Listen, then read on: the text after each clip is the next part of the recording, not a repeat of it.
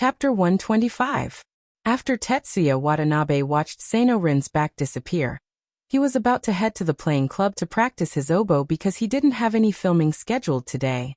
However, Koizumi Aonai called him over. They didn't go to the conversation room or the office. They were at the corner of the stairs. "You're too impulsive," Aona Koizumi said as soon as he came up. "Sorry, sensei. Even if you stood up for your girlfriend and couldn't stand her being bullied, it's not right to suddenly hit someone." Miki Kujo was being bullied. "Sensei, don't you think I did it to curry favor with the Kujo family?" Aona Koizumi was stunned for a moment, then said in confusion, "You're so hardworking. Even if the Kujo family doesn't have money, you can live a rich life on your own in the future.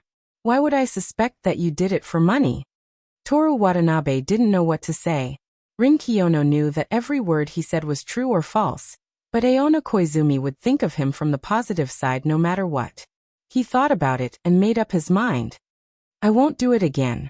I promise you, sensei." "Okay, I believe you." Aona Koizumi nodded in satisfaction, then said, "You have to change your temper of liking to fight. I know that you're at an impulsive age.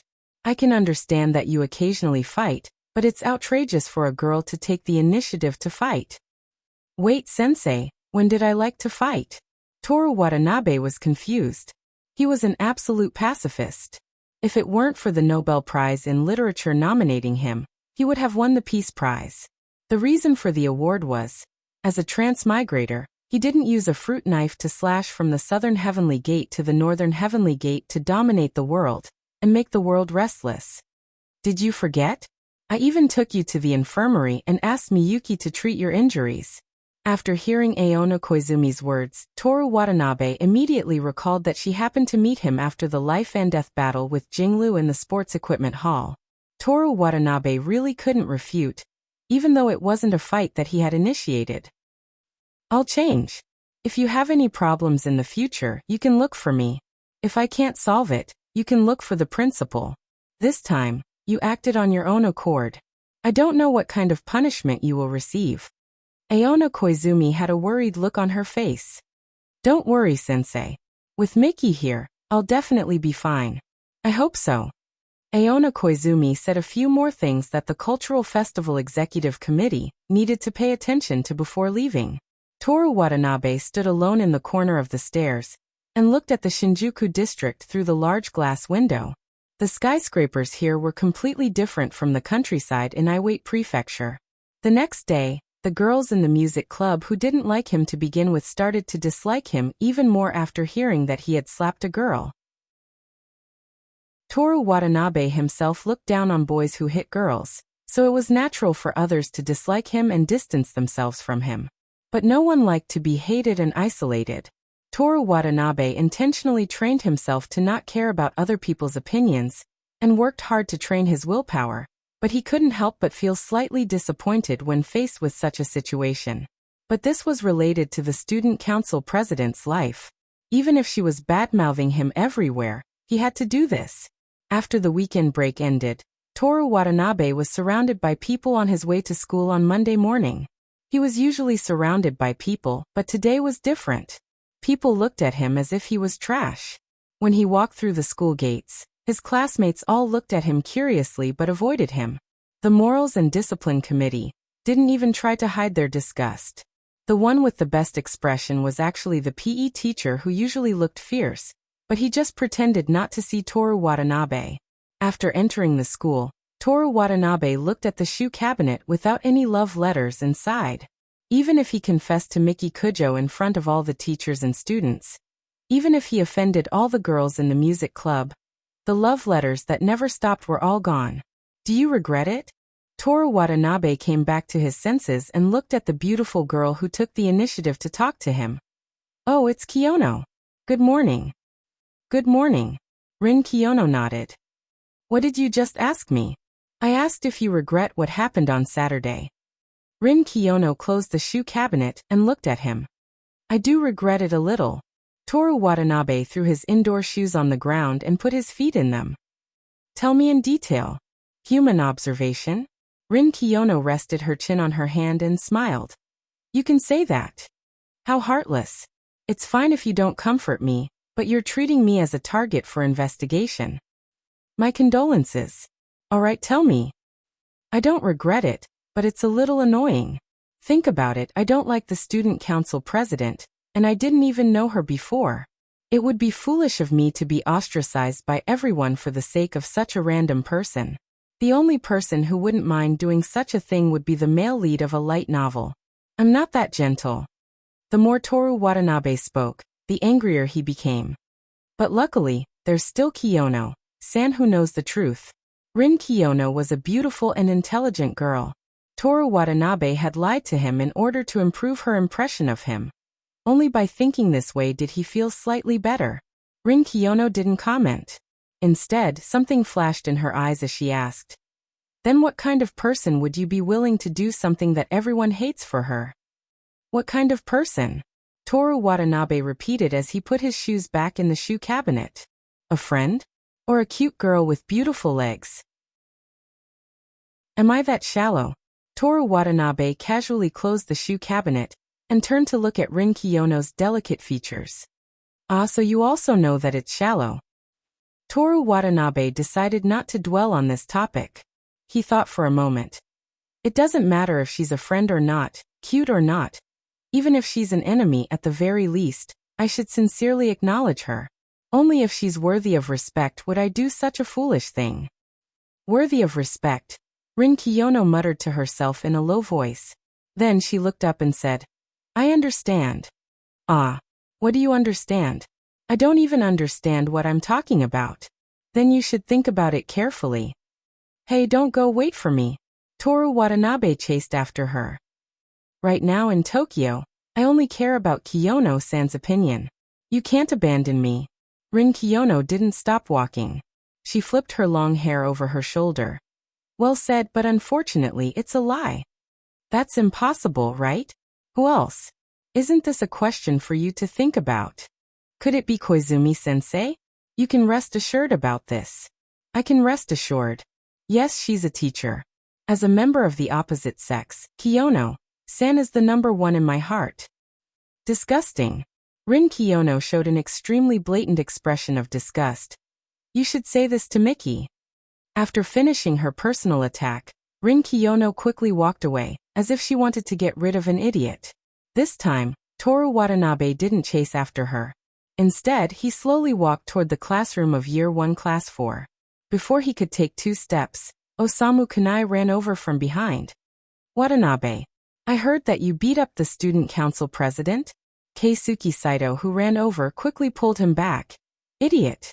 Why are you speaking so loudly?" I'm sorry." Osamu Kunai quickly lowered his loud voice.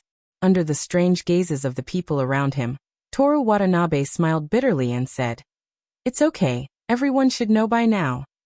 Just like that, he couldn't help but laugh unconsciously. The girls present immediately believed that he wasn't someone who liked to hit girls. "So it's true? What's the reason? What's the reason you heard?" Toru Watanabe asked back.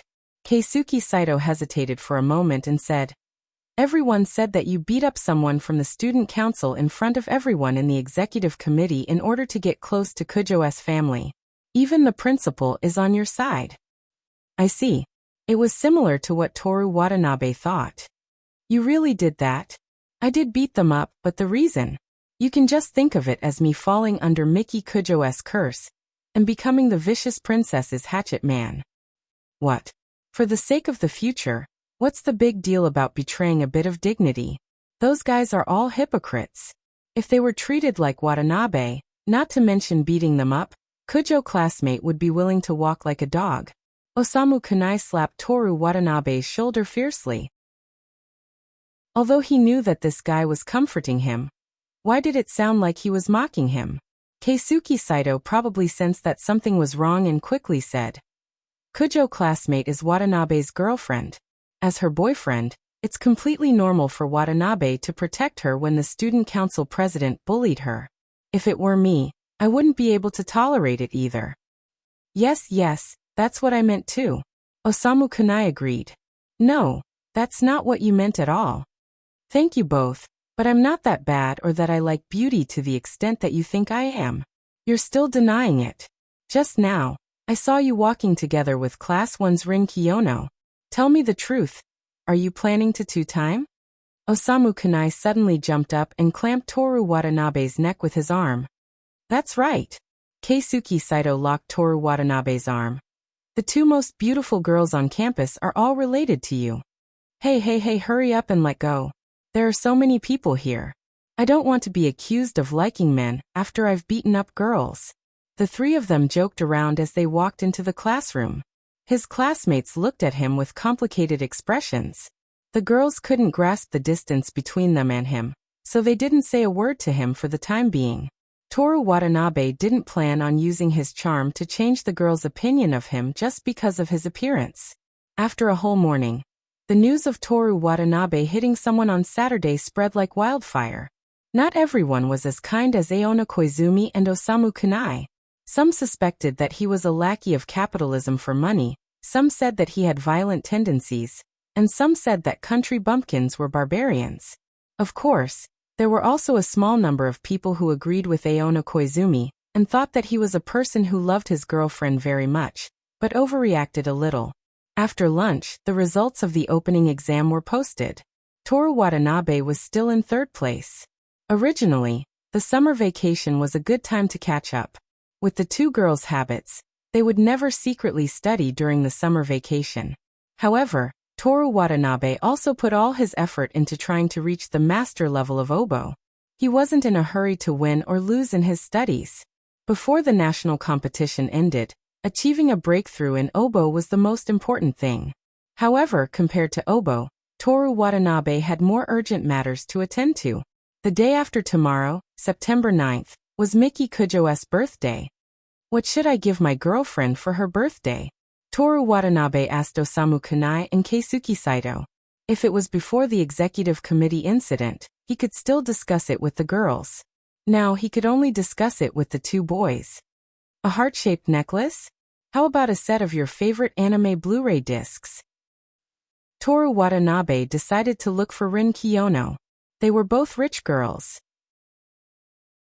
Even if they wanted to receive different gifts, at least he could avoid giving something that didn't match Miki Kujo's status. Tetsuji Watanabe could imagine the scene of him giving out the Blu-ray disc, only to have the 9 beautiful women break it on the spot and slit his throat. After school, in the human observation department, the white curtains swayed in the late summer night breeze. A beautiful girl was quietly reading by the window. Tora Rin, help me. Rin Kiyono didn't even bother to look away from her book. The peeping incident in the ladies' room was finally exposed. Of course not. Then you were caught peeping under a girl's skirt at the bottom of the stairs. Do you think I would come to you for something like that? Do you dare to go to your Mickey? No. Wait, isn't it too strange? Why would I do something so perverted? You're the only person I would peep under a girl's skirt. Rin Kiyono slammed the hardcover book shut and finally looked at Toru Watanabe. Is revealing your disgusting fetish to the person involved one of your disgusting fetishes, Toru Watanabe-san? I just wanted to get your attention. Now that I've noticed you, I'm considering whether or not to send you to the police station. I also like this kind of attention. I like everything about Kiyono-san. Rin Kiyono, who immediately accused Toru Watanabe of being a hooligan, was finally disgusted by Toru Watanabe. She gently pressed her forehead as if she had a headache. What is it? Speak. She sighed and said softly. The day after tomorrow is Miki's birthday. What gift should I give her? Toru Watanabe also stopped being so frivolous. I'm going to give her a book. Toru Watanabe was shocked. You're going to give her a gift too? Kiyono's family and Kujo's family have a close relationship. Rin Kiyono's words were filled with the heaviness and helplessness of a big family. Is that so? My condolences. Rin Kiyono couldn't help but smile, but it immediately turned cold. Miki likes to read? Toru Watanabe asked curiously. Whether it was at school or at home, he had never seen Miki Kujo reading before. The manga and light novels in the activity room were still in their original state, as if they had just been bought from the bookstore. She doesn't. Rin Kiyono smiled happily. You two are actually quite close, right?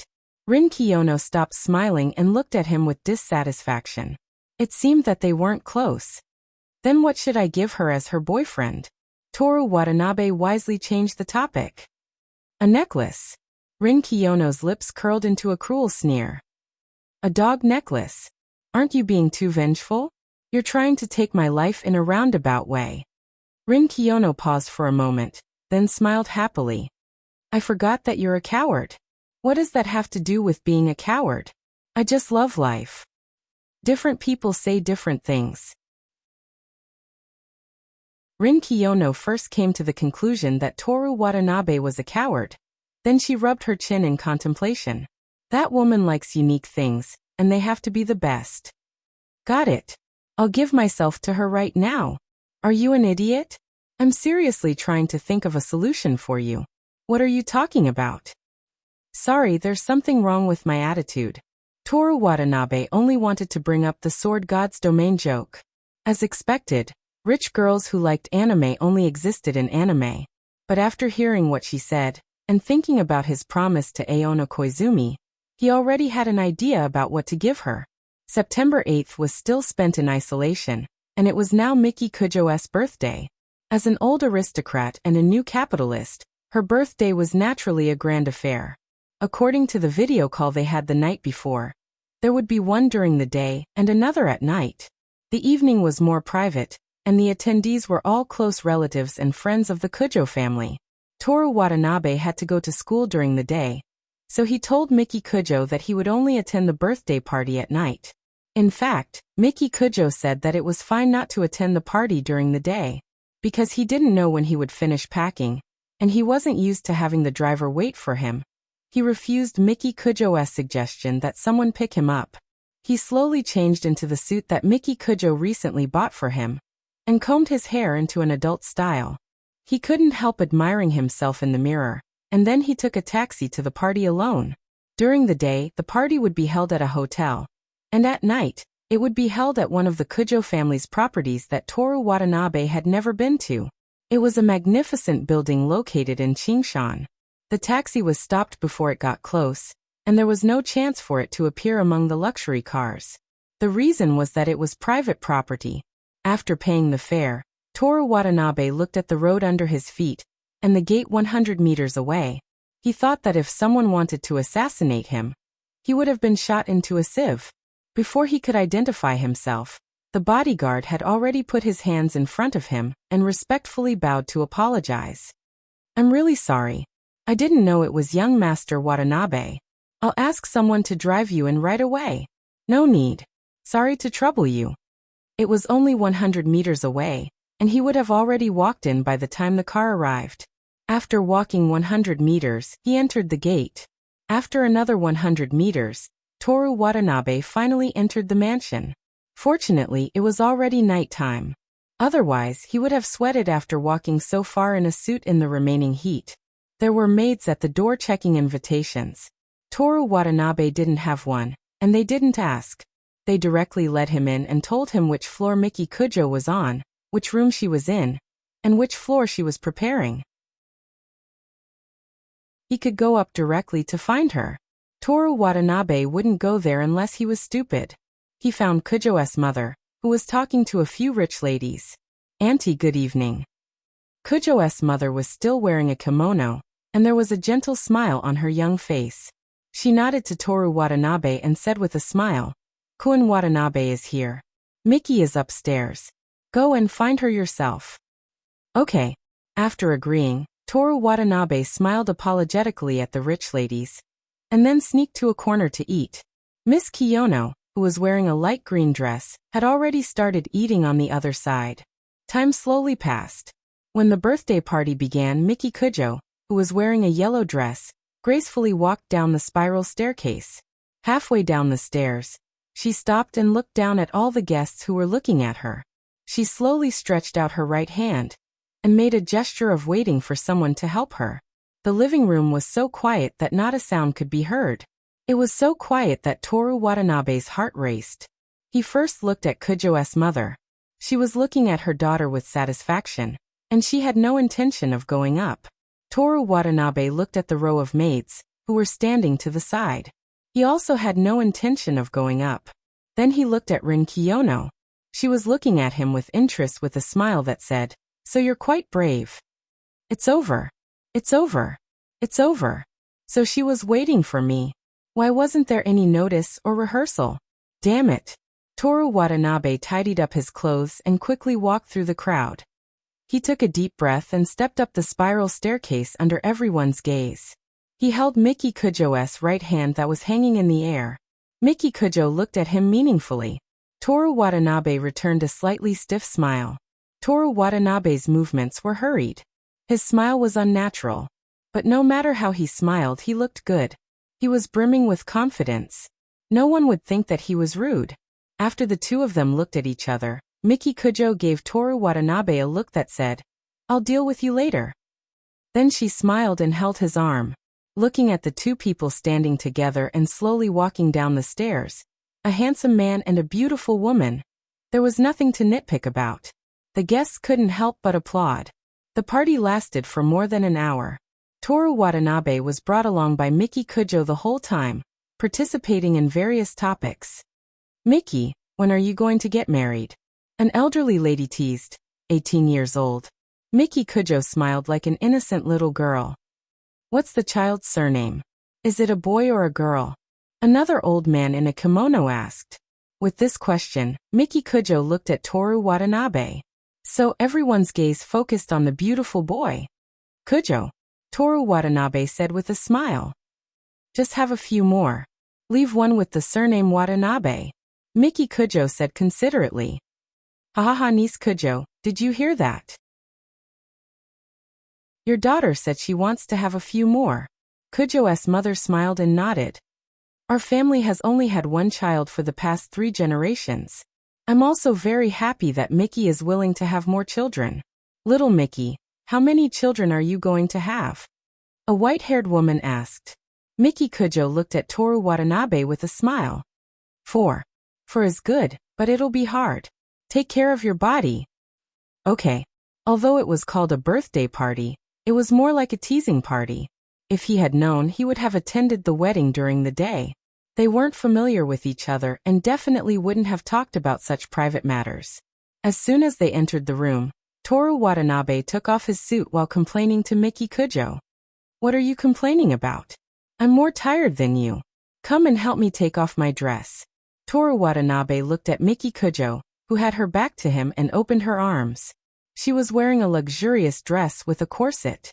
Soft black hair draped over her shoulders, delicate white collarbones, full breasts, a slender waist that people couldn't help but want to hug, and a floor-length dress that was as light as a wedding dress.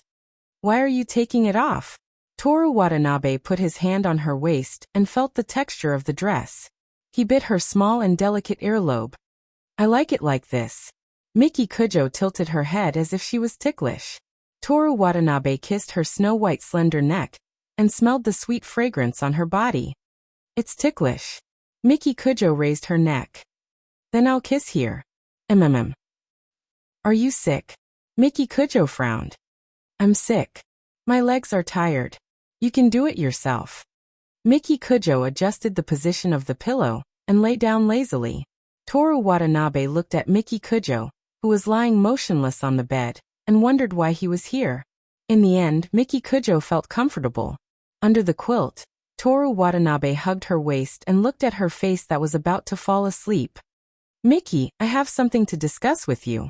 Miki Kujo whispered, "Can you not lose your temper and kill people casually in the future?" She seemed to have already fallen asleep and replied with an "hmm." Toru Watanabe guessed that she didn't hear anything and was just brushing him off. He continued, "You can do whatever you want to me, but in the future, as long as others don't provoke you, don't lose your temper. If others provoke you, just beat them up. Don't go overboard, okay?" Miki Kujo opened her eyes in his arms. "You can't bear to part with the student council president? She's just a passerby. Why would I miss her? I'm saying this because of what happened on Saturday. I've been isolated by others. Even my friends are criticizing me. You should at least take care of my situation." "There's no need to care about them." Miki Kujo held Toru Watanabe's right hand and looked at it as if she was inspecting an antique. Sooner or later, these people will become strangers to you because of the difference in social class. Then I won't have any friends in the future? You can try with Rin Kiyono. Miki Kujo placed her palm against Toru Watanabe's palm and compared the size of their palms. I think you two have a good relationship. Maybe you can become friends. No such thing. Really? Of course. Toru Watanabe's expression didn't change. Miki Kujo clasped her hands with satisfaction. Do you agree to what I said? Toru Watanabe urged. We'll talk about it later. If we do this kind of thing too often, what if we get exposed? I don't want anything to happen to you. Toru Watanabe pressed Miki Kujo under his body and forced her to make a decision. Miki Kujo reached out her other hand and stroked Toru Watanabe's Adam's apple. I'm asking you. Toru Watanabe grabbed her moving hand. Miki Kujo sighed in annoyance. Okay, I promise you. Really? Really or not? Miki Kujo said with a smile. You have to supervise me in the future. Then it's a deal. Okay. Miki Kujo lazily replied. Is that enough? I'm going to take a shower. Wait a minute. Toru Watanabe lifted the blanket and jumped off the bed. With half of her body exposed, Miki Kujo was too lazy to pull the blanket up. Toru Watanabe took out the prepared gift from his suit. As he lay back on the bed, he covered the two of them with the blanket again. Like a child reading a novel under the blanket, he said to Miki Kujo, "This is my birthday present for you." Miki Kujo opened her eyes, glanced at it, and closed them again. I don't want the cosmetics. This was found together with the healing medicine. Miki Kujo opened her eyes again. Instead of looking at the cosmetics, she stared at Toru Watanabe. What's wrong? Toru Watanabe was taking a gamble. Miki Kujo only allowed him to touch her. She introduced him to everyone in her social circle. She promised him that he would control his temper and not kill people for no reason. She let him stay the night, although it didn't go to the last step. He was testing if she really liked him. If Miki Kujo turned hostile because of the new incredible item and forced him to tell her if there was anything else, he would only think about revenge in the future, no matter what kind of sugar-coated bullets she used.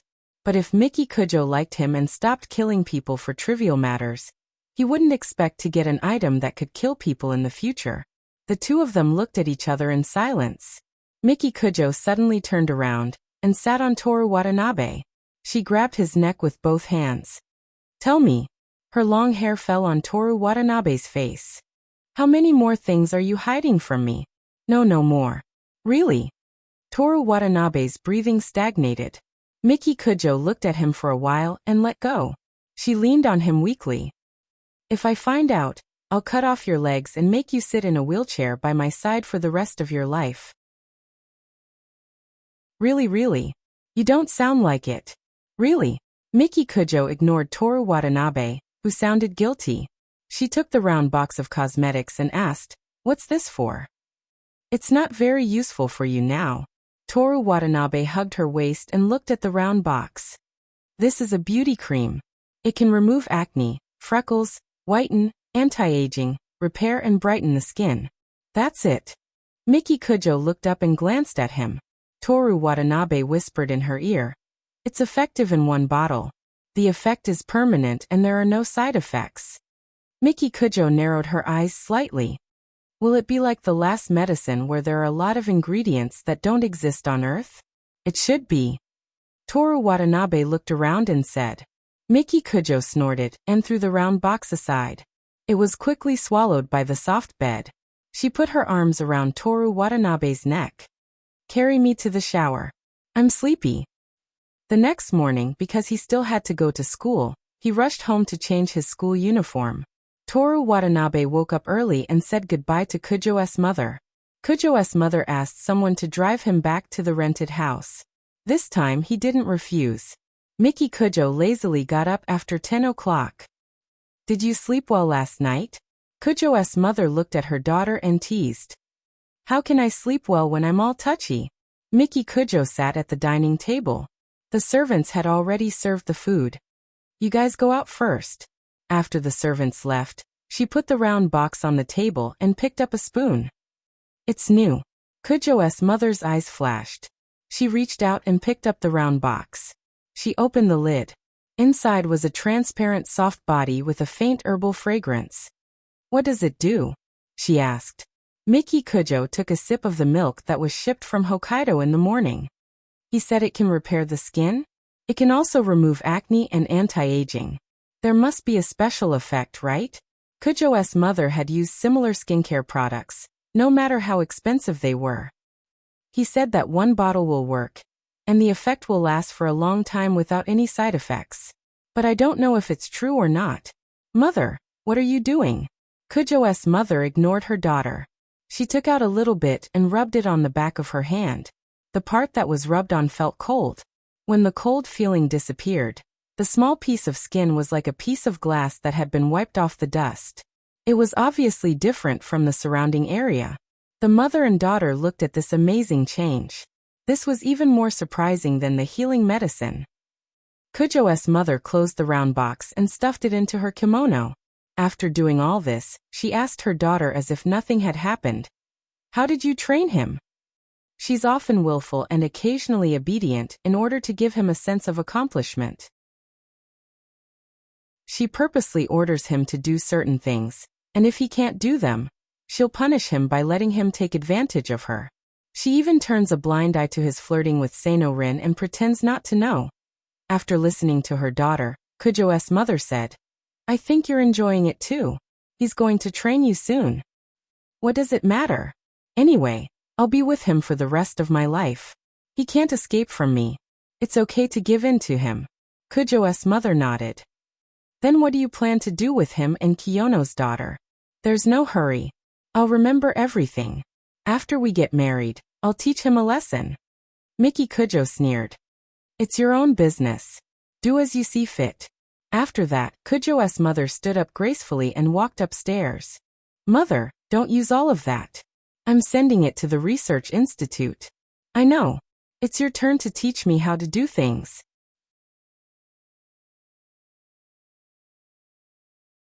Chapter 126. Yesterday, Toru Watanabe didn't go to bed until very late. Toru Watanabe slept during the morning class, and only woke up after lunch. In the afternoon, there was a swimming class, so he swam 30 laps in the pool to make up for the morning run that he missed. When he returned to the classroom after the PE class, it was already the last class. He took the oboe and prepared to practice for a while. Before he could walk out of the classroom, he met Miki Kujo, who came to the school without him knowing. "Where are you going?" "The music room." Toru Watanabe looked at her body and compared it to last night when she was wearing a dress, half wearing a dress, and not wearing a dress. "Don't go, come with me to the executive committee." Toru Watanabe felt the weight of the oboe in his hand. "Is it officially starting today?" "Yes." After that, Miki Kujo turned around and walked out of the classroom. Toru Watanabe put the oboe back on the seat, and was about to follow her when someone called him. "Watanabe-san." The male monitor walked over while holding his glasses that kept slipping down. "Can you please help me get an activity application form?" "Okay. Thank you." "It's okay, it's our class's business anyway." 5 days after the incident with the student council president, a small number of boys and Toru Watanabe had gradually recovered their previous relationship. In the conference room, Toru Watanabe asked the person in charge for 2 activity application forms. Club performances also had to be applied, so he simply filled out the application form for the Human Observation Department. After filling out the form, he handed it to the activity review team. "Please review it." "Okay, please wait a moment." Toru Watanabe stood in front of the counter formed by a long table, and looked at the newly rearranged conference room with boredom. Miki Kujo's first order when she became the chairman was to rearrange the tables and chairs, and make it suitable for office use. Each group had their own place so they didn't interfere with each other, and the groups that needed to receive their classmates had more space. But the chairman herself had the most space. Although she didn't need to receive anyone, she only needed to stamp her name, control the progress of the activities, ensure that things went smoothly, and occasionally veto some activities that she didn't think were appropriate. At this time, she was drinking tea and looking at the progress sheets submitted by the team leaders on her tablet. Her fingers would occasionally stop moving. Whenever this happened, it meant that she was dissatisfied with the progress of a certain team leader. She wouldn't scold them, but she would tell them what they had to do before today. No one knew what would happen if they didn't meet her requirements, and no one wanted to know. Toru Watanabe retracted his gaze and looked at the student who was registering. He remembered that when she introduced herself, she said that her surname was Ching Shui. Student Shimizu, may I ask what the order of the programs will be on the Cultural Festival Guidebook? He asked. Kazun Shimizu stopped tapping on the keyboard and thought for a moment. I think it's 50 notes. Don't you think it's unfair? Kazun Shimizu looked at him in confusion.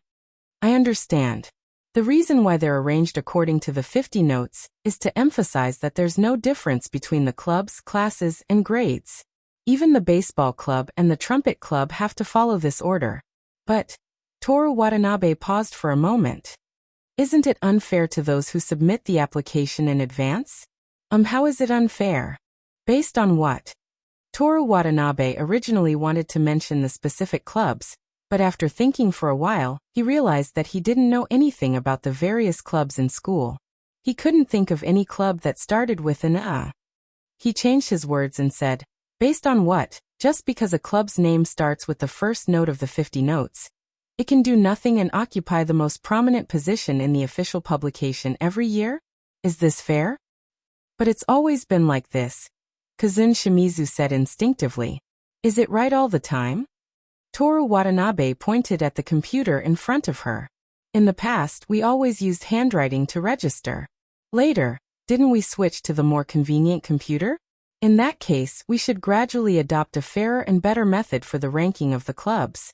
What do you think? His series of words were full of vigor and reason. Just as he thought that it was about time, Kazun Shimizu said, My words don't count, Watanabe-san. Toru Watanabe was rendered speechless. Then why didn't you say so earlier? There was an undisguised sneer behind him. Toru Watanabe turned around and saw Rin Kiyono, who had just entered the conference room. Can't you see that I'm working hard for our club? Is laughing at a time like this something that a club head should do? Toru Watanabe said angrily. You're just standing there waiting for the review. You're so bored that you suddenly thought of this topic. Don't make it sound like you've always been working hard for the club. You're the first to submit the application, and while waiting, you're still trying to think of ways to let more people notice our activities. Isn't that working hard? Sophistry. Rin Kiyono rested her chin on her hand and commented condescendingly. You're just using language to say that the more you fight, the more you lose. You too, Miki Kujo, who was sitting with her legs crossed and holding a cup of tea, looked away from the tablet on the stand and looked over. What are you two doing there? After what happened last night, Toru Watanabe began to treat her as his real girlfriend. There was no longer the threat of being killed, but there was a sudden panic of being caught in the act. No, nothing. There was no way Miki Kujo would believe him. She put down her teacup, crossed her arms and ordered, Come here. Under the gaze of the executive committee, Toru Watanabe awkwardly walked over slowly. As soon as Toru Watanabe approached, Miki Kujo immediately grabbed his ear, but she didn't rush to use force. What did you say? It's really nothing. Ouch, ouch, ouch. We were talking about the ranking of the activities in the Cultural Festival Guide. Miki Kujo looked at Shimizu Keizan. Shimizu Keizan stood up swiftly as if she was facing an employee of the president's company. She replied, Chairman, yes, the two of them were just saying that the previous ranking method was unreasonable. See, it's really nothing, right? Toru Watanabe said. Miki Kujo glanced at him and let go. What's unreasonable? Toru Watanabe repeated what he had said to Shimizu Keizan, and finally concluded. I think it's only fair to change the ranking method to the registration order. Miki Kujo propped up her face and listened to him finish speaking, then nodded noncommittally. Fairness is fake. It's just to enjoy the feeling of superiority of being an executive committee member. Rin Kiyono didn't hold back at all to Toru Watanabe. Toru Watanabe said unhappily, Even if it's true, can you please not say it out loud? This is also for the sake of our human observation department. I don't like the behavior of abusing power. Even as the head of the Human Observation Department, Rin Kiyono still adhered to her creed. Kiyono-san, please distinguish the line between abusing power and receiving benefits. After listening to Toru Watanabe's sophistry, Rin Kiyono rubbed her forehead with a headache. Watanabe-san, I can already imagine the scene of you deceiving the citizens when you become the prime minister in the future. Wrong. Toru Watanabe imitated her manner of speaking lies. Right now, I'm a member of the Human Observation Department. I'm doing my best to benefit the organization. When I become the prime minister, I'll benefit all the citizens. For example, I'll borrow the power of China to get rid of the reality that Japan is actually a colony of the US. Thinking about it like this, I'm simply the best candidate for prime minister. Why should China borrow your power? This is my magic weapon. If I tell you, won't you become my opponent for succeeding as prime minister? But even if I tell you, it's useless. This kind of thing has already been decided in the previous life. Just give up. Rin Kiyono showed an extremely surprised expression. You're pretty good at dreaming. You actually believe that your words are true. Dreaming? Please call this confidence. That's true. You look very confident. Miki Kujo looked back and forth between the two. A cold light flashed in the depths of her eyes. She stepped on Toru Watanabe's foot. Toru Watanabe's face turned red. Fortunately, he restrained himself and didn't shout. He was about to ask Miki Kujo what she was doing, but he saw her cold eyes that said, "Shut up. If you speak again, I'll kill you." After forcing Toru Watanabe to remain silent, Miki Kujo retracted her gaze and glanced at Rin Kiyono, who was smiling happily. She said to Kazuhiko Shimizu, "Change the guidebook according to what Watanabe said. Also, mark out the most popular programs from last year." Yes. Kazuhiko Shimizu hurriedly sat down and blended into the other executive committee members. "I can't see anything. I can't hear anything atmosphere." "Kiyono-san," Miki Kujo said coldly, "has the accounting team finished their work?" "It hasn't started yet," Rin Kiyono lightly replied. "Then I'll have to trouble you to hurry up. I want to see the budget before the end of the day." "No problem." After Rin Kiyono sat down in the accounting team, Miki Kujo's gaze once again shot towards Toru Watanabe. Before getting married, she originally planned to be more lenient with this guy. Moreover, she didn't believe that there would be a man who could tolerate Rin Kiyono's ability to see through all lies. Moreover, Rin Kiyono herself hated liars. Now it seemed that the relationship between the two of them was more intimate than she had imagined. However, it was also possible that Rin Kiyono was deliberately acting like this in order to make her angry. "Miki, what should I do?" Toru Watanabe cautiously asked. Miki Kujo retracted her thoughts and narrowed her eyes. "Give me a back massage." "Ah. Okay." Miki Kujo picked up her teacup again and pretended to review the documents on the tablet. However, she glanced at Rin Kiyono, who was receiving the documents from her team member. This woman pretended to inadvertently glance at Toru Watanabe behind her. Miki Kujo's plan was to let Toru Watanabe feel free, at least before getting married. She didn't want to completely reveal her personality now. She was annoyed when she saw Toru Watanabe talking to other women.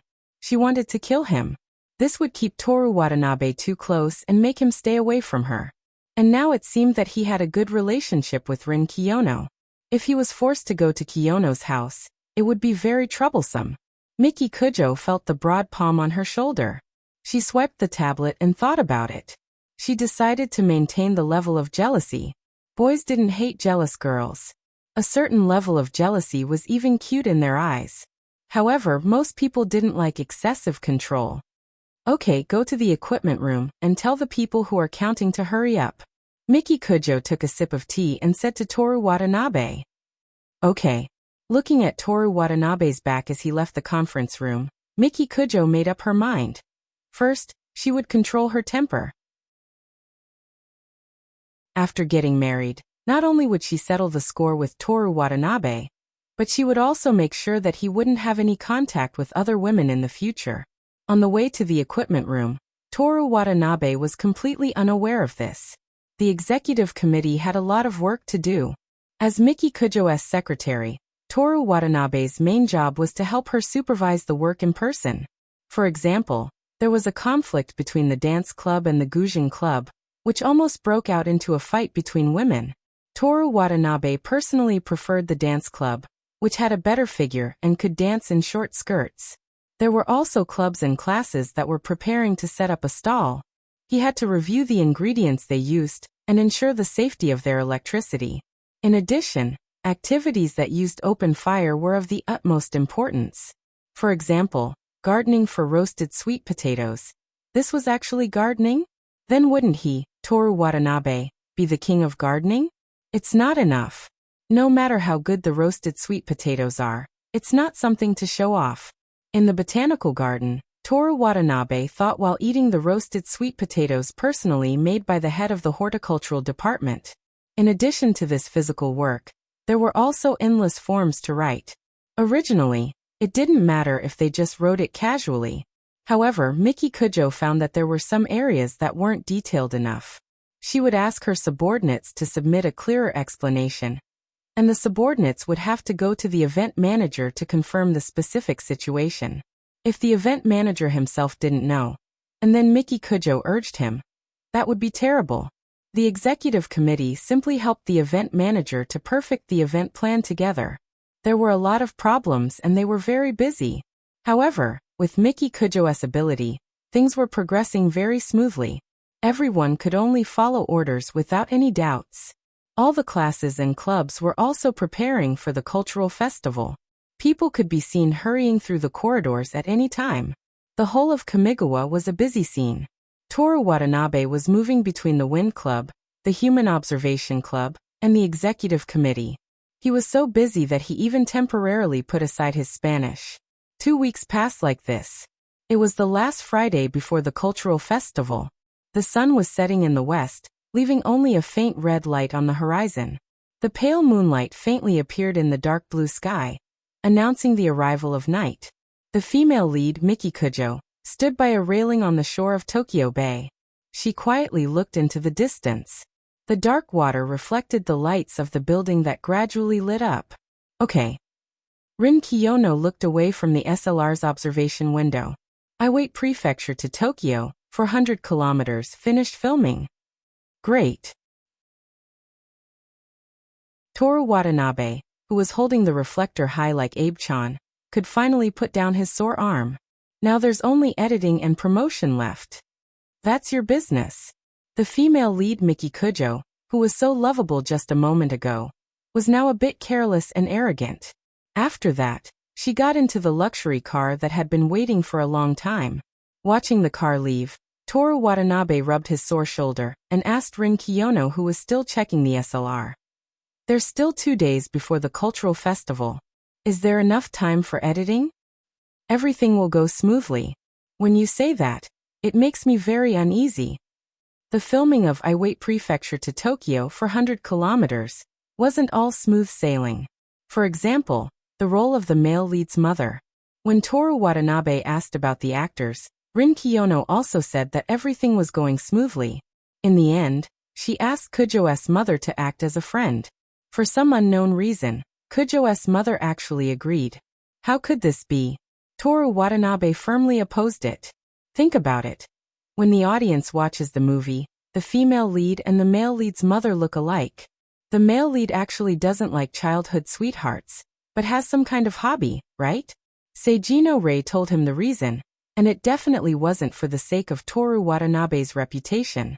Furthermore, he didn't want the audience to miss the movie and affect the main theme of the movie, so Seijino Rei accepted his suggestion and convinced his mother to take on the role.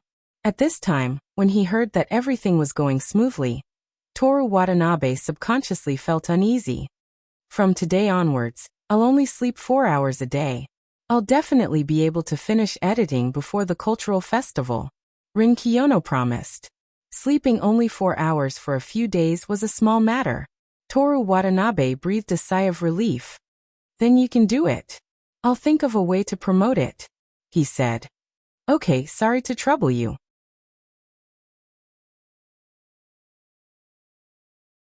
Chapter 127. After a few days of clear weather, it suddenly started to rain. Toru Watanabe woke up amidst the noise of the wind and rain. He rubbed his bangs, sweating a little because of the stuffy weather. The air pressure in the narrow apartment was very low, and there was a slight stuffiness in his chest when he breathed. Toru Watanabe opened the window. The strong wind brought in the rain, and the dry windowsill became wet at a speed visible to the naked eye. Before the rain wet his clothes, Toru Watanabe closed the window again, and turned around to pick up the phone on the table. The time was 5:46, and there was a text message from the meteorological agency. Strong typhoon number 14 came from the north of the East Sea and gradually changed direction to the east. Tokyo entered the typhoon area in the early morning. Please try to avoid going out. Toru Watanabe suspected that the typhoon was deliberately against the students. If it was Monday to Friday, it would always stand the students up. It would either transfer to other areas or leave at night. In short, it would not give the students a chance to have a holiday. Or it would simply take a break on Saturday and Sunday. However, judging from the progress of the Human Observation Department's movie production, this was the best arrangement. He hoped that the classes and clubs that were preparing for the cultural festival on Saturday and Sunday would stay at home and not rush to school in the storm. Is this also the will of God, Kiyono? But even if you can't go out and have to stay at home to edit the movie, there is no need for the whole of Tokyo to accompany you, Kiyono. Toru Watanabe looked at the high-end apartment in the distance and silently prayed for the weather to clear up. The storm was still going on. It seemed that God Kiyono did not intend to fulfill the wish of her only believer. In that case, Toru Watanabe could only change his morning exercise to push-ups at home. At the same time, he silently memorized Spanish words to deepen his memory. After the morning exercise and shower, he received a call from home. His mother said that his hometown had not been affected yet, but according to the meteorological agency, the typhoon would continue to move to the northeast. It was estimated that a heavy rainstorm would hit Iwate Prefecture in the evening. There was no food in the apartment, so Toru Watanabe basically ate at school or outside. He read at home until noon, and was so hungry that he decided to go to the convenience store in the rain. Outside the door, the sound of rain suddenly became louder, as if it was falling from the sky. Toru Watanabe's broken umbrella, which he had bought from a convenience store, died in less than 3 seconds. Toru Watanabe, who was drenched by the heavy rain, looked at the bare umbrella in his hand and sang in the empty alley. Love is like the blue sky and white clouds. The sky is clear and boundless, but suddenly there's a storm. Bah! He spat out the rainwater in his mouth, wiped his face, and continued to walk toward the convenience store. Since he had already paid such a heavy price, it would be stupid not to go to the convenience store and stock up on some food. Anyway, it wasn't his first time being drenched in the rain. A sudden storm with nowhere to hide is always unexpected. I have a simple question. What is love? Is it a kind of taste or attraction? From the day I first fell in love, first it was sweet, then it was followed by a storm. As he sang, Toru Watanabe had a bad feeling. Along the way, they saw that many shops had their windows covered with tape to prevent them from suddenly cracking and hurting people. That didn't matter. The most important thing was that all these shops were closed. Don't tell me the convenience store is also closed? Toru Watanabe couldn't continue singing. It was fine if it was a storm in the real world, but was he going to encounter a storm while he was eating? When he reached the convenience store that he frequented, the 24-hour convenience store that was still open after a magnitude 5 earthquake, it was closed. Toru Watanabe starved for an entire day. Since September, he had been busy preparing for the cultural festival and didn't have time to watch the news. He didn't even chat with Osamu Kanai and the others. Otherwise, he would have definitely learned about the typhoon in advance and stocked up on food. At night, all the TV stations issued a series of warnings, except for Tokyo TV, which broadcast the delicious way to make Chinese cold noodles. Toru Watanabe, who couldn't stand the hunger, didn't know if he was quenching his thirst or training his willpower. In any case, he finished watching the program. On Sunday morning, the first thing Toru Watanabe did when he woke up was to open the curtains. The sky was dark, and a thick layer of rain clouds had accumulated over Tokyo. Thin drizzles fell from the clouds, and the strong wind made the trees on both sides of the road bend. Damn it! Toru Watanabe stopped his morning exercise and went back to sleep. During the day, he read, observed the rain, watched TV, observed the rain, slept, observed the rain. At 9 o'clock at night, the rain finally stopped. It didn't matter if he didn't use an umbrella, but the light rain covered Tokyo like mist. Starving for almost 2 days was undoubtedly a super typhoon for a 16-year-old body that persisted in exercising. When Toru Watanabe went to the convenience store, his steps were a little shaky. The road was brightly lit. Although not all the shops were open, many were open for business. Seeing the lights of the convenience store from afar, Toru Watanabe felt that the insects attracted by the light source were cute. The convenience store was empty. Why are you here? Toru Watanabe looked at the beautiful girl in a hat dressed as a detective in front of him. The girl's action of putting 2 boxes of lunch into the shopping basket paused, and then put 1 box back as if nothing happened. She pressed down the brim of her hat, turned around and walked towards the automatic checkout machine. Hey, what are you doing? Rin Kiyono turned around in dissatisfaction, and said with a sharp tone, can't you see that I don't want to say hello to you right now? Toru Watanabe looked at her up and down. Rin Kiyono turned around, vigilantly protecting the shopping basket. Who would rob that kind of thing? She didn't even pay. Don't tell me you were so busy that you didn't know about the typhoon? And then starved for 2 days?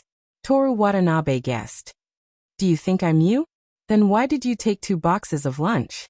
Because the girl's eyes sent a chill that said, I'll kill you if you say it again. Toru Watanabe chose to stop before going too far. He changed the topic. Then you knew about the typhoon? Why didn't you tell me? I was completely and clearly starved for 2 days. I didn't know. Rin Kiyono said in a tone that sounded like she was blaming herself. Then what did you just say? Do you think I'm you? What I meant was, I didn't stupidly starve for 2 days like a certain someone. At least I ate some fruit. You bought the fruit by chance, right? That means you didn't prepare any supplies for the typhoon. If that's the case, I don't understand why you're acting like you're so great. Goodbye. Rin Kiyono turned around and prepared to pay. It's okay to take another box, I won't tell anyone, and I won't laugh at you. Despite Toru Watanabe's words, the girl still didn't stop walking. Instead, she turned around and went to the snack section. Girls are really sly. Obviously they can eat a lot, but they say that snacks and desserts are in another stomach. Boys who are confused by such cute words are all idiots. Although Toru Watanabe prided himself on being able to see through girls, he still chose to keep his mouth shut. Everyone, this isn't cowardice, it's just judging the situation. Whether it's the current secretary's job, or the future prime minister's job, this is a necessary skill. While he was letting his imagination run wild, Toru Watanabe had already chosen 2 boxes of lunch, fried pork chops and eel rice, and then bought wheat tea and rice balls. When it was time to pay, Rin Kiyono happened to be in front of him. Rin Kiyono put the barcodes of the products one by one under the machine. She happened to notice that Toru Watanabe only had 2 boxes of lunch in his basket, and her movements suddenly stiffened. Toru Watanabe, who didn't notice, asked about the cultural festival. Is the movie edited? Rin Kiyono was silent. Toru Watanabe only thought that she was angry about what just happened, and said disapprovingly, if it's done, send it to me tonight. Rin Kiyono paid the bill and moved aside. Toru Watanabe stood in front of the machine, scanned the barcodes one by one, and stuffed a $10,000 bill into it. When the change fell, he grabbed it and stuffed it into a plastic bag. Outside the convenience store, the hot weather from a few days ago had turned cold, and the wind messed up his hair. It was a bit cold without a jacket. Toru Watanabe looked at Rin Kiyono, who was standing at the door, and asked doubtfully, waiting for me? Rin Kiyono hesitated for a moment, then nodded. What's the matter?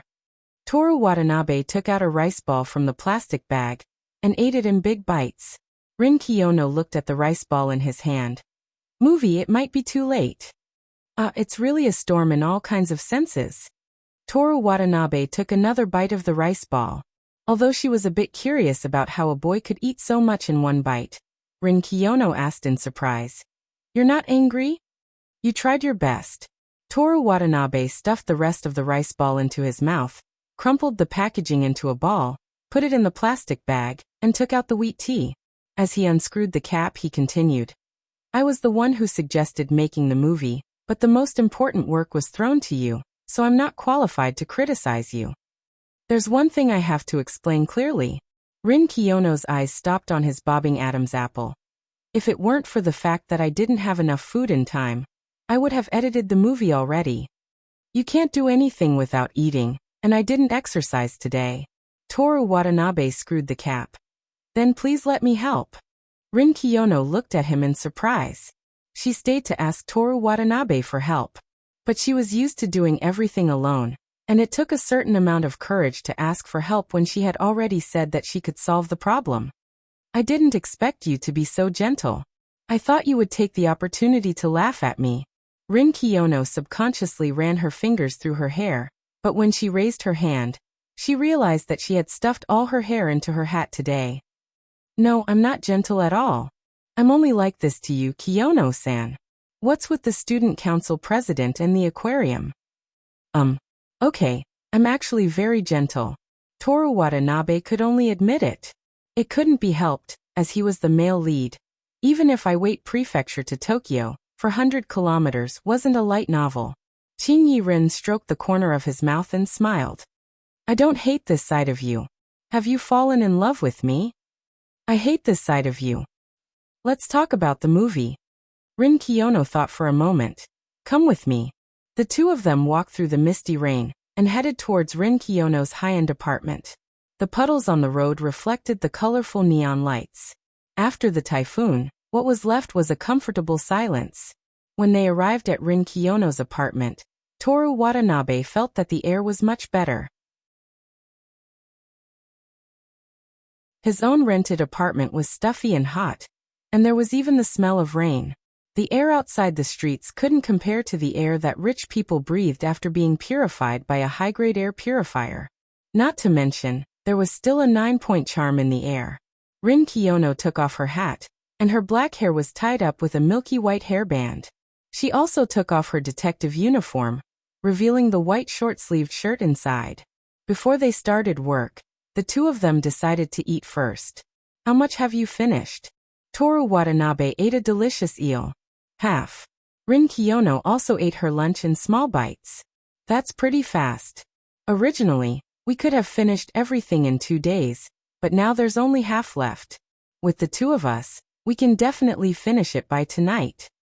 This speed is because I've been reading related books since the beginning, and this is a movie we're shooting, so we don't need special effects. You've done your best. Who knows about the typhoon? Toru Watanabe comforted her. Thank you. Rin Kiyono nodded. But now is not the time to find excuses for failure. We have to find a way to solve the problem. At this time, you just need to sleep, and then ask aliens, people from the future, or people with superpowers. When you wake up tomorrow morning, you'll find that the movie is not only edited, but also has its own special effects. Rin Kiyono glanced at him. What nonsense are you talking about? Nothing. Have you thought of a way? That's why I asked you to help me edit part of the movie. I'll give you the storyboard draft, and you'll edit the scenes I want from a large number of scenes according to the storyboard. I don't know anything. Don't worry, I'm just in case. I'll edit my part as quickly as possible, and then I'll edit your part. Actually, you still plan to do it all by yourself, right? You're just worried that if you don't have enough time, you'll only have enough time to edit your part. At that time, no matter how bad my editing is, it's better than nothing. Rin Kiyono nodded. That's right. At least refute the no matter how bad the editing is part. Beautiful minister, even if it's just a verbal encouragement, I'm willing to work overnight without any pay. As for the payment, I've already prepared it for you. Rin Kiyono walked towards the kitchen. What kind of coffee do you want to drink? Kiyono-san, you're just like a zookeeper feeding pigs. Please don't worry, at least I won't sell your meat, and of course I won't eat it. That's not important. Please explain the part that you're going to kill. Otherwise, I won't dare to accept your payment. Black coffee. Rin Kiyono stood on tiptoe and rummaged through the cupboard. I recommend this. It's the best refreshing, and it's not high in sugar. Up to you. Toru Watanabe glanced at the snow-white soles of her feet. There were no traces of calluses. There was a reason why her stamina was only 3. As they drank their coffee, Rin Kiyono explained the storyboard to Toru Watanabe. After that, she ignored him and focused on her own work. She decided to do all the work herself, and didn't have any hope for Toru Watanabe. Late at night, the rain became heavier. Even through the floor-to-ceiling windows, the sound of the rain could be heard clearly. Mixed in with the sound of the rain, there was also the howling of the wind. Toru Watanabe looked up. At some point, Rin Kiyono had fallen asleep with her hands on her cheeks. With 3 points of stamina and not eating for 2 days, she still insisted on working under such circumstances. She must have slept less than 4 hours last night. Toru Watanabe stretched lazily. There were only 2 people in the room, and the girl was still asleep. It was raining outside. It was time to do that. Kiyono-san? Miss Kiyono? Kiyono? Rin? Lin-chan. Rin Kiyono moved when he called the last name. Lin-chan, wake up. What did you say? Rin Kiyono opened her eyes. He couldn't tell if she was grumpy or not, but she had a bad temper. Toru Watanabe quickly distanced himself. No, nothing. I'm going back. Rin Kiyono woke up immediately. She sat up straight and looked at the floor-to-ceiling windows. The sun had just risen, and the glass of the skyscrapers reflected beautiful rays of light. She rubbed her forehead and sighed deeply. You should have woken me up. Didn't I already wake you up? Now's not the time to joke. Rin Kiyono's tone was full of helplessness. Don't ruin the good mood this morning. Today is the cultural festival. You should be happy. Rin Kiyono didn't say anything. She woke up the sleeping laptop with the mentality that she could salvage as much as possible. Then, what's going on? She watched the smooth playback of I Wait Prefecture to Tokyo, 400 kilometers in shock. Every scene was beautifully edited. Didn't I tell you? For this kind of thing, all you need is a good night's sleep. People from the future, aliens, or superpowered people will come to help. Rin Kiyono glanced at the grinning Toru Watanabe. Are you from the future? Or are you an alien or superpowered person? Neither. Please allow me to introduce you. Toru Watanabe, 16 years old, unmarried, a villager of Iwate Prefecture, the only believer of God Kiyono. In order not to disappoint God, he has paid a heavy price many times. A heavy price? Don't say it. Toru Watanabe sighed. Kiyono-san, if you do something wrong to me in the future, I might kill you out of heartache. Weren't you the one who suggested the movie? I'm the one who paid a heavy price for you. You better not do anything wrong to me. I will definitely kill you. Rin Kiyono was in a good mood. She smiled. Are you scared? Yes. Let's go. You're chasing me away just like that. I'm going to take a shower. Do you want to stay and join me? Rin Kiyono stood up and stretched.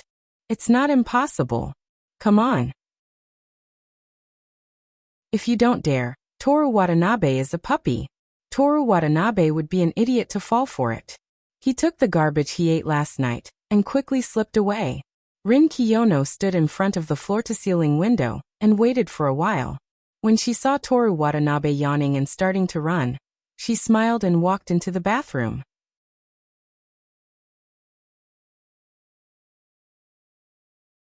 Chapter 128.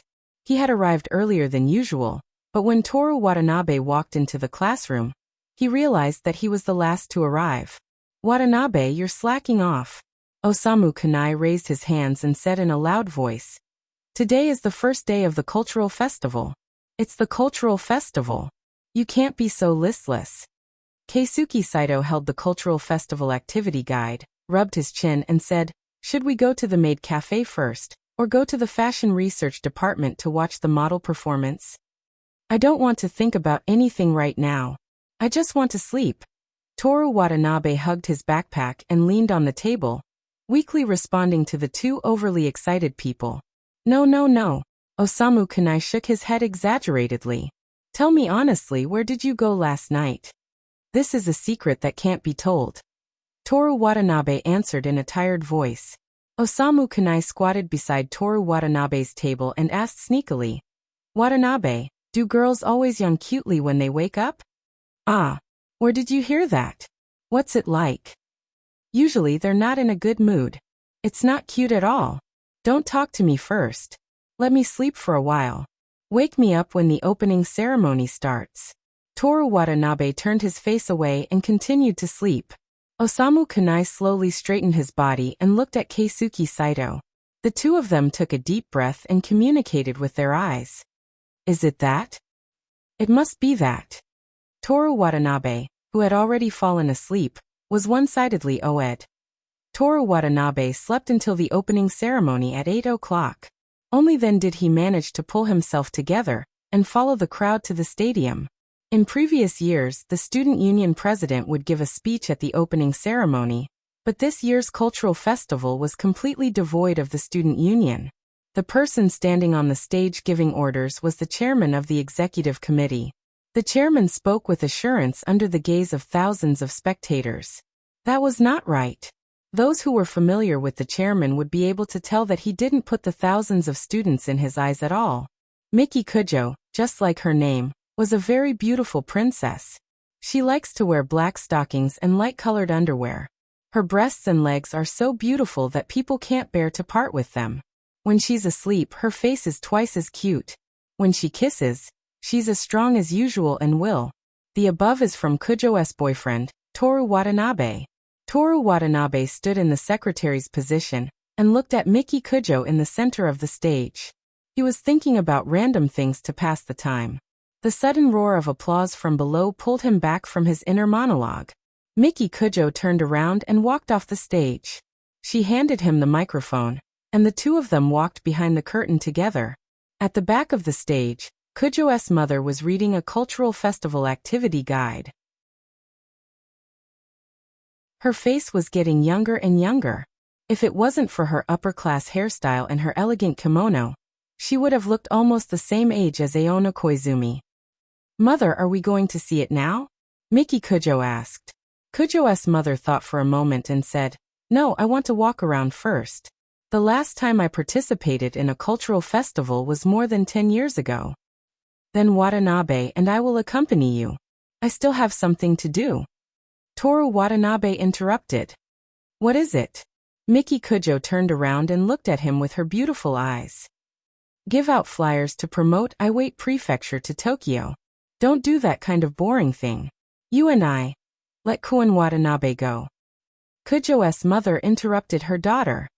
"Stay with me for a while. When Koen Watanabe is done, you two can have fun together." "What's so fun about a cultural festival for high school students?"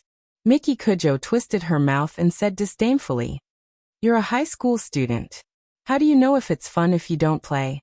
I'll call you when I'm done giving out flyers." With that, Toru Watanabe walked toward the exit. At the door, he suddenly remembered something. He turned around and said, "Right, there's a performance at 10 o'clock. Remember to come and see me." Miki Kujo crossed her arms and didn't say a word. Instead, it was Kujo's mother who kindly smiled and nodded at him. Rin Kiyono was responsible for printing the movie flyers. The two of them agreed to meet at the Human Observation Department. On the way to the activity classroom, some people were giving out flyers, some people were holding up billboards, and some people were wearing doll costumes. Everyone was using their own methods to attract customers. After crossing thousands of rivers and mountains, and wading through the crowd, Toru Watanabe finally arrived at the activity classroom. Before he could sit down and take a breather. "School gate, school inside, you choose one." Rin Kiyono gave him half of the thick flyers in his hand. "With my reputation, I can only choose the school gate." Rin Kiyono laughed happily and taunted. "I almost forgot, you're a scum who hits girls. If even you say that about me, I might as well commit suicide at Shiya Station. Before that, remember to finish giving out the flyers." "Are you looking down on me? I'm a professional at giving out flyers."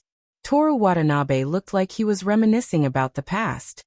"Before I went to Imperial Tea, I was known as Shinjuku's second chome little prince, when it came to distributing leaflets."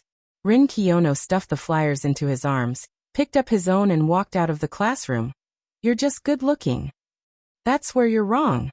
Toru Watanabe caught up with the flyers. Looks only account for 100%. The remaining 900% depends on self-confidence. What nonsense are you talking about? Ramen to fight Zarun. The conversation ended here. It was one-sided. Whether it was his face or his self-confidence, in short, Toru Watanabe finished giving out the thick stack of flyers in less than 15 minutes. This was because there were too few people who came to Kamigawa to participate in the cultural festival. If it was in Shinjuku's second chome, it wouldn't take more than 5 minutes to give out the flyers. Toru Watanabe could say without hesitation that he was indeed the prince of giving out flyers, a person who could survive just by giving out flyers. Before meeting up with Osamu Kanai and the others, he first went to the sports field that had been turned into a shopping street to report to Rin Kiyono, in case she came to help after giving out the flyers and couldn't find him, and misunderstood that he had slipped away in advance. In the middle of the sports field, there stood a large teddy bear. It held a semicircular banner that said Kamigawa Cultural Festival, which was the work of the handicraft department. Rin Kiyono stood under the teddy bear. Toru Watanabe looked at the few flyers left in her hand. If he came a little later, the two of them might have met on the road. You're already done? Rin Kiyono asked. Toru Watanabe didn't answer her. As expected of you. He nodded approvingly. I approve of your speed in giving out flyers. Among all the girls I've fought against, there's no one who can give out flyers as fast as you. I'm willing to call you the best. Rin Kiyono also didn't answer his question. What are you going to do next? She asked. I'm going to go back to class to call my comrades, and then sneak off to the dance club to look at the girls' legs. There's no need to go into such detail. Wait, Kiyono-san, if you don't say lies, there will be people who will really think that I'm going to do such a thing. That won't be good. Who? Toru Watanabe looked around. There were indeed many people who were paying attention to them, but he still pointed at the silly teddy bear. That. Rin Kiyono turned around and said to a passing couple, I wait Prefecture to Tokyo, for 100 kilometers. It's a movie about unrequited love. Please go to the audiovisual classroom to watch it. The couple took the flyers and looked at the handsome man and beautiful woman on the poster, Miki Kujo and Toru Watanabe, with interested expressions. Toru Watanabe. Kiyono-san? The movie produced by the Human Observation Department. I wait Prefecture to Tokyo, for 100 kilometers. It's being shown in the audiovisual classroom. Rin Kiyono handed another flyer to another group of people. Toru Watanabe. That. I wait Prefecture to Tokyo, for 100 kilometers. Go watch it. Toru Watanabe accepted the last flyer that Rin Kiyono handed to him. It's Kiyono-san's first time handing out flyers with such a forceful attitude. I'll accept it. Rin Kiyono rubbed his forehead and sighed. I wait Prefecture citizens are all like this. More or less. Toru Watanabe apologized to the innocent I wait Prefecture. Let's go. Where are we going? To the audiovisual classroom. I'm going to see everyone's reaction. Rin Kiyono looked at his watch. There's a show in 5 minutes. Wait, I've already made an appointment with Tamako-senpai over at the dance club. Actually, it was just someone telling him to go watch while they were mediating the dispute. You're really going? Nope. Rin Kiyono glared at him fiercely. It was a lie. Rin Kiyono didn't see through Toru Watanabe's act because he didn't go to the dance club immediately after going to the classroom. Instead, he went to other places in the middle, and then went to the dance club to look at the legs. No, to look at the dance clubs. Then I won't go to the dance club. I'll go to the women's basketball club and watch their fancy shooting performance. You're wearing summer sweatpants. The breakbeat dance club should be fine, right? Watanabe-san, how thoroughly did you investigate the clubs that show their legs? The dance club's parade performance. If you want to go, then go. No, I'm not going. Is that so? Toru Watanabe did consider whether or not he should go to these clubs to take a look, but it didn't matter now. On the way to the audiovisual classroom, Toru Watanabe sent Miki Kujo a message. He told her about how he went to watch a movie with Rin Kiyono after handing out flyers at the school gate. Got it. When they arrived at the audiovisual classroom, Kujo and her mother were already waiting at the door. When Rin Kiyono greeted Kujo's mother, Toru Watanabe walked to Miki Kujo's side and whispered in her ear, "You pretend you don't care, but you actually care a lot." Miki Kujo narrowed her eyes and looked at him meaningfully. If she wasn't afraid of scaring Toru Watanabe, she would have already broken his legs and dragged him to her side when she received the message. "Don't worry, Kiyono and I only have friendship," Toru Watanabe promised. Friendship? Miki Kujo was so angry that she snorted. She couldn't control her emotions, so she put her hand on his abdomen and forcefully twisted it. "Ouch!" Toru Watanabe gasped. He quickly put his hand on Miki Kujo's waist and pulled her closer. The two of them were very close so that she couldn't exert force. Miki Kujo could only withdraw her hand. Just as she was about to make a mental note of this, she noticed Toru Watanabe's smile. She pulled Toru Watanabe's tie and whispered in his ear, "Come to my place tonight." Toru Watanabe's smile froze. "You two have to pay attention to the occasion even if you're being sweet." The two of them looked over. Kujo's mother was looking at them dotingly. On the other side, Rin Kiyono glanced at the two of them hugging each other. "Let's go in, it's about to start." Toru Watanabe quickly let go of Miki Kujo and adjusted the position of his tie. The four of them entered the audiovisual classroom. There were many people sitting inside. It was very similar to the current social scene. Most of them were girls, and some were even planning to continue watching after watching one scene. No matter how you look at it, Koen Watanabe is so handsome. If only I had a childhood sweetheart like him. Didn't you hear that he hit girls? Who told the president of the association to bully his girlfriend? I think he deserved it. That's right. A boyfriend who doesn't help his girlfriend when she's being bullied doesn't need to exist. The four of them sat in the corner. Miki Kujo crossed her legs and crossed her arms. She wasn't angry when she heard these girls talk about her boyfriend. As long as Toru Watanabe didn't physically interact with her, the more the girls loved him, the more satisfied she was. Kujo's mother listened for a while and said with a smile, "The audience is all here for Watanabe." "Not all of them. I'm here for Miki," Toru Watanabe responded. Kujo's mother chuckled like a young girl. Miki Kujo also nodded in satisfaction. Rin Kiyono looked away and resisted the urge to tell the truth. The lights in the audiovisual classroom suddenly went out, and everyone quieted down. A Shinkansen train from Iwate Prefecture is slowly entering the station and stopping at the platform. "Watanabe," a voice suddenly called out. The camera zoomed out, and a man in his 40s shouted into the distance. The boy who was staring at the Shinkansen train turned around. "He's here." The handsome boy was wearing a well-fitting streetcar assistant uniform. He looked valiant and formidable. He swept his hair back with one hand and put on the hat in his hand. "Ah!" Screams came from the audiovisual classroom. "He's like a soldier. So handsome. My heart is pounding." The boy quickly caught up with the middle-aged man and helped push the passengers into the streetcar. After work, in the changing room, the middle-aged man asked the boy who was changing his clothes, "Watanabe, you got your salary today. Do you want to eat something together?"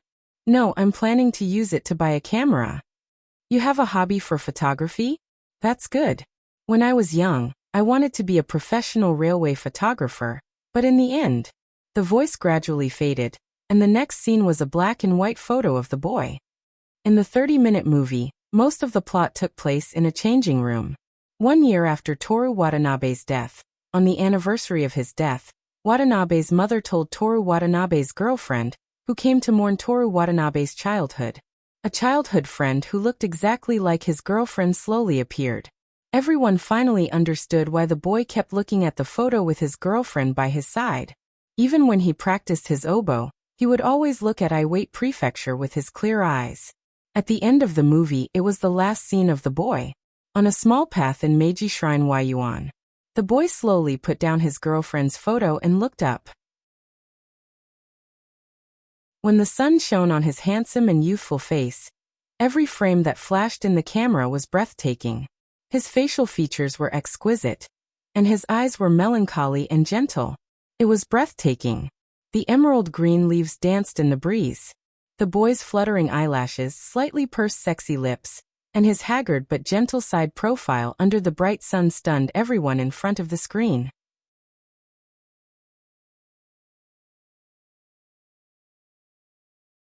Chapter 129. Toru Watanabe was the one who wrote the activity application form for the Human Observation Department. He clearly remembered that in the column Specific Activities, he wrote tickets 200. Should be able to make a lot of money. He looked at the director with such eyes. Because the movie was praised by everyone, the faint smile on Seino Rin's face slowly stiffened under everyone's gaze. She stared at Toru Watanabe fiercely, as if to say, "There should be a limit to your shallowness." She turned her head away, and continued to enjoy the eager expressions of the audience. Toru Watanabe retracted his gaze and looked back at the screen. The ending song was a gentle and delicate oboe solo, clear and transparent, like the sigh of God. The staff scrolled through the list. The background was the heroine overlooking the Tokyo Bay at night. Sponsor: ESJ Photography Equipment Store. Collaboration: Kyoto East, Tokyo Station, Kanagawa High School, Meiji Shrine Yuan Supervisor.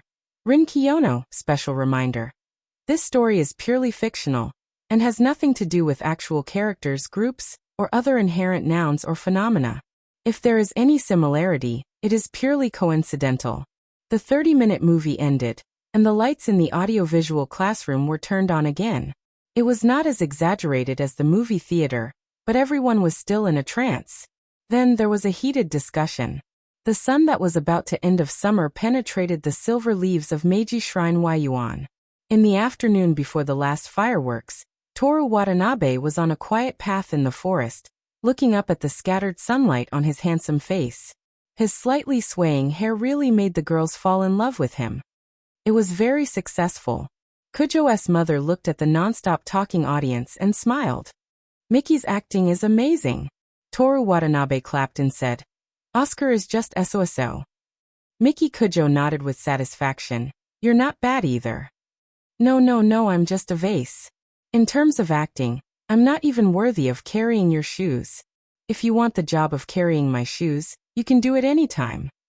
9 beautiful women gently swayed their long legs. At the end of their black stockings, their indoor shoes hung on their toes, as if they were about to fall off. Seeing Toru Watanabe's dumbfounded expression, Rin Kiyono couldn't help but chuckle. Toru Watanabe quickly took the opportunity to change the topic. "Kiyono's supervision is also very good, whether it is the script or the shots, they are very professional." Qingyi Rin's smile faded as he brushed his long hair behind his ear, and put on the aura of a supervisor. "Thank you. But no matter how much you flatter me, I won't let you touch my shoes." Does Watanabe-kun have such a hobby?" Kujio's mother pretended to be confused and asked. Toru Watanabe pursed his lips, looked at the ceiling of the audiovisual classroom, and couldn't say anything. The 4 got up and left, because they sneaked in and used the staff passage. They didn't have to worry about being surrounded by fans. Out of the audiovisual classroom, they came to the colorful corridor. Just in time, the performance of the blowing section is about to start. Toru Watanabe looked at the dark glossy dial on his wrist. "Let's go together?" "I heard from Mickey that you're very good at playing the oboe. I want to hear it," Kujo's mother said with a smile. Toru Watanabe looked at Miki Kujo, who had her arms crossed, and smiled. "I originally wanted to be humble in front of the elders, but since Mickey said so, I have to be good." Kujo's mother laughed very happily, her hand covering the corner of her mouth like a lady. Glib-tongued. Miki Kujo rolled her eyes at Toru Watanabe. "If you disappoint mother later, you'll suffer tonight." "Consultant Kiyono helped me testify." Kiyono nodded and said, "Watanabe classmate is a terrible person, to the point of being incurable, but I have to admit, he is indeed extraordinary in orchestral music." "How am I terrible?" Rin Kiyono glanced at Toru Watanabe, who was unconvinced. "Are you sure you want me to say it?" "No thank you." Toru Watanabe's speed of admitting defeat with his eyes was first class. "It's almost time, let's go." Kujo's mother looked at her daughter with a mocking smile. Miki Kujo's mouth pulled into a cruel arc, smiled and said, Yes, let's go. Toru Watanabe faintly felt that something was wrong, but now was not the time to think about it. He led the way in front, and the four of them first went to Year 1 Class 4, where his oboe was still in the classroom. Kun Watanabe, what's the activity in your class? Kujo's mother asked. Perform an original play. You must be the male lead, right? My classmates recommended me to be the male lead, but I refused. I only want to be the male lead for Miki. Toru Watanabe didn't care about what went wrong just now. He just wanted to show his loyalty. Kujo's mother looked at her daughter. Miki Kujo's attitude was non-committal, and asked, Original play? What kind of play is it? It's not very good. What's the reason? Qing Yilin asked. I've read the script. The first sentence is, Spring has come, the snow is melting, and the sun seems to be warmer. On the way home, I saw the cherry blossoms of the Black Eye River budding. Toru Watanabe said. Is there a problem? Kujo's mother was puzzled. Spring cherry blossoms, it's too vulgar. If it's between a man and a woman, the woman will probably notice the man's intentions at first sight. In our era, people express their feelings at the beginning like this. Kujo's mother said with a smile. Outdated, outdated. Toru Watanabe shook his head exaggeratedly. Oh. Kujo's mother asked curiously. Then how did you express your feelings to Miki? Nothing special. Toru Watanabe's words made Kujo's mother even more curious. What's wrong? Miki, why don't you tell me?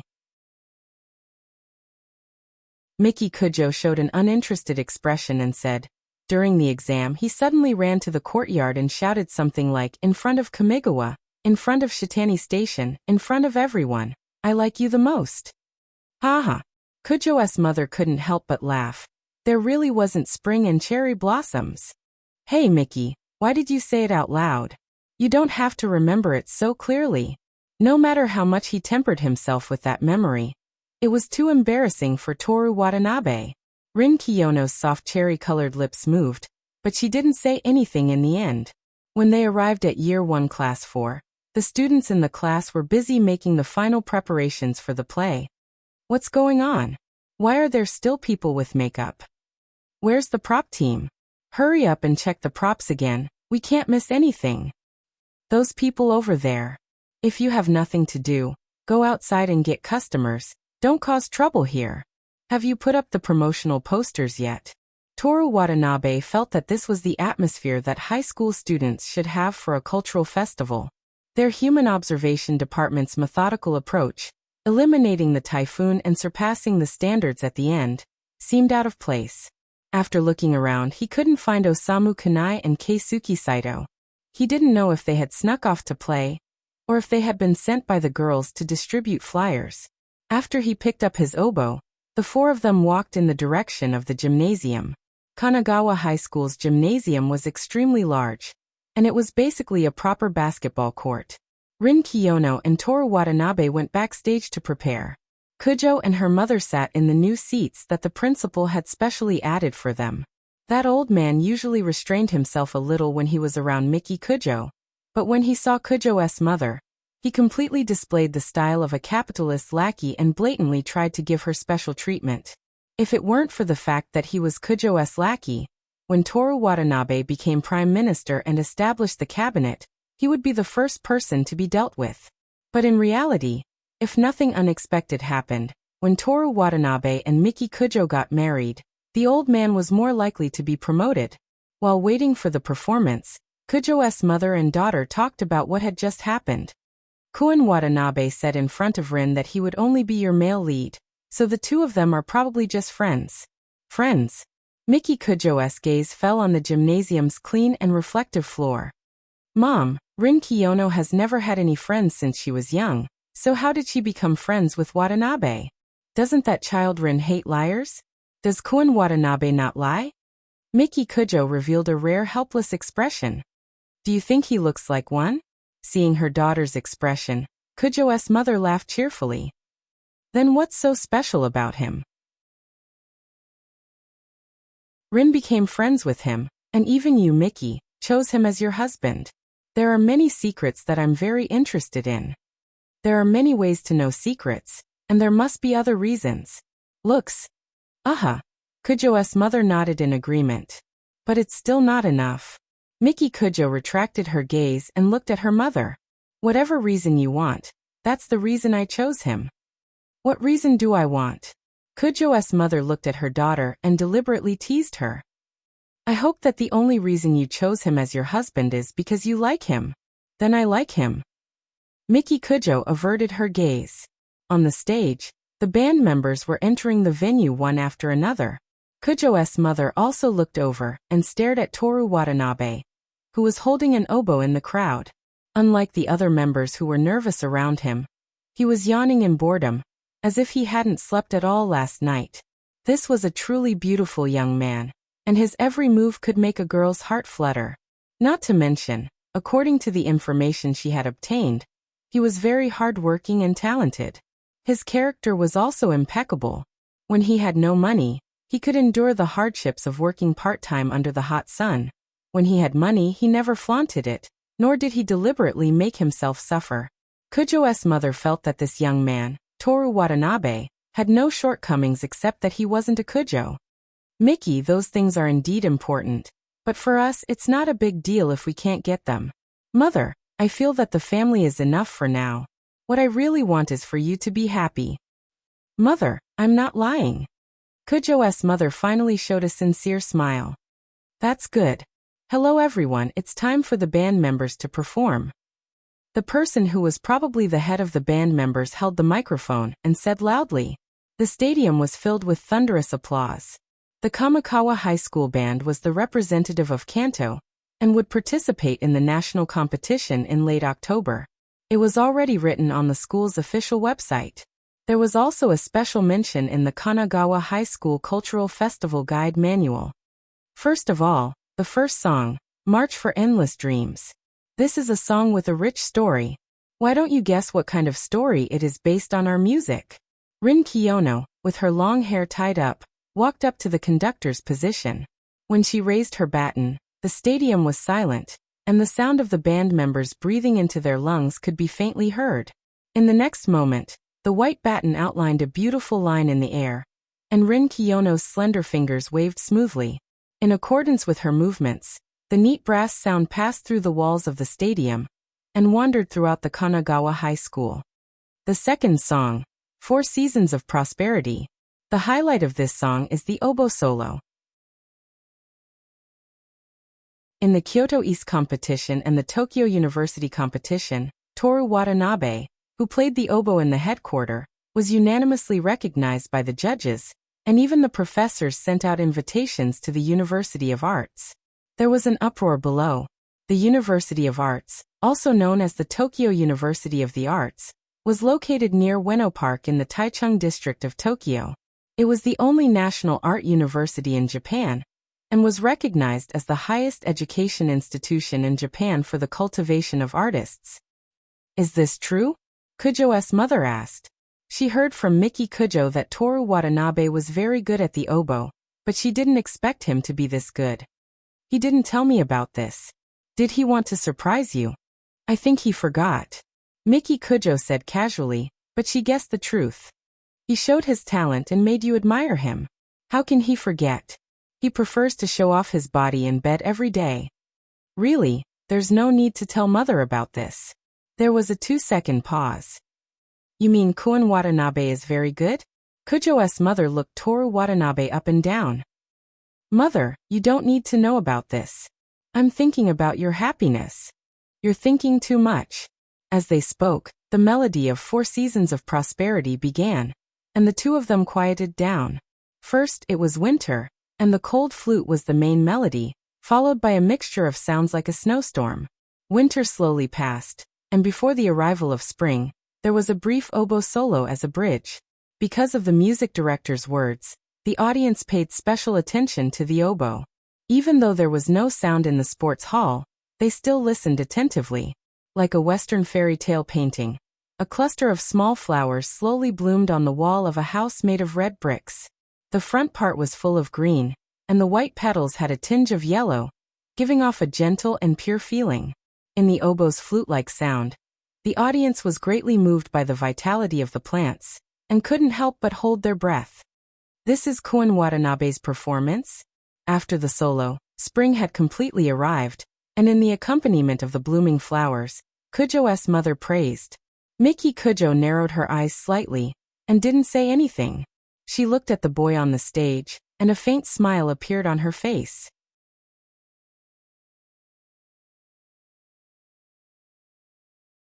Chapter 130. That's the song list for the Wind Band competition. Next, I'll be performing some of the most popular songs.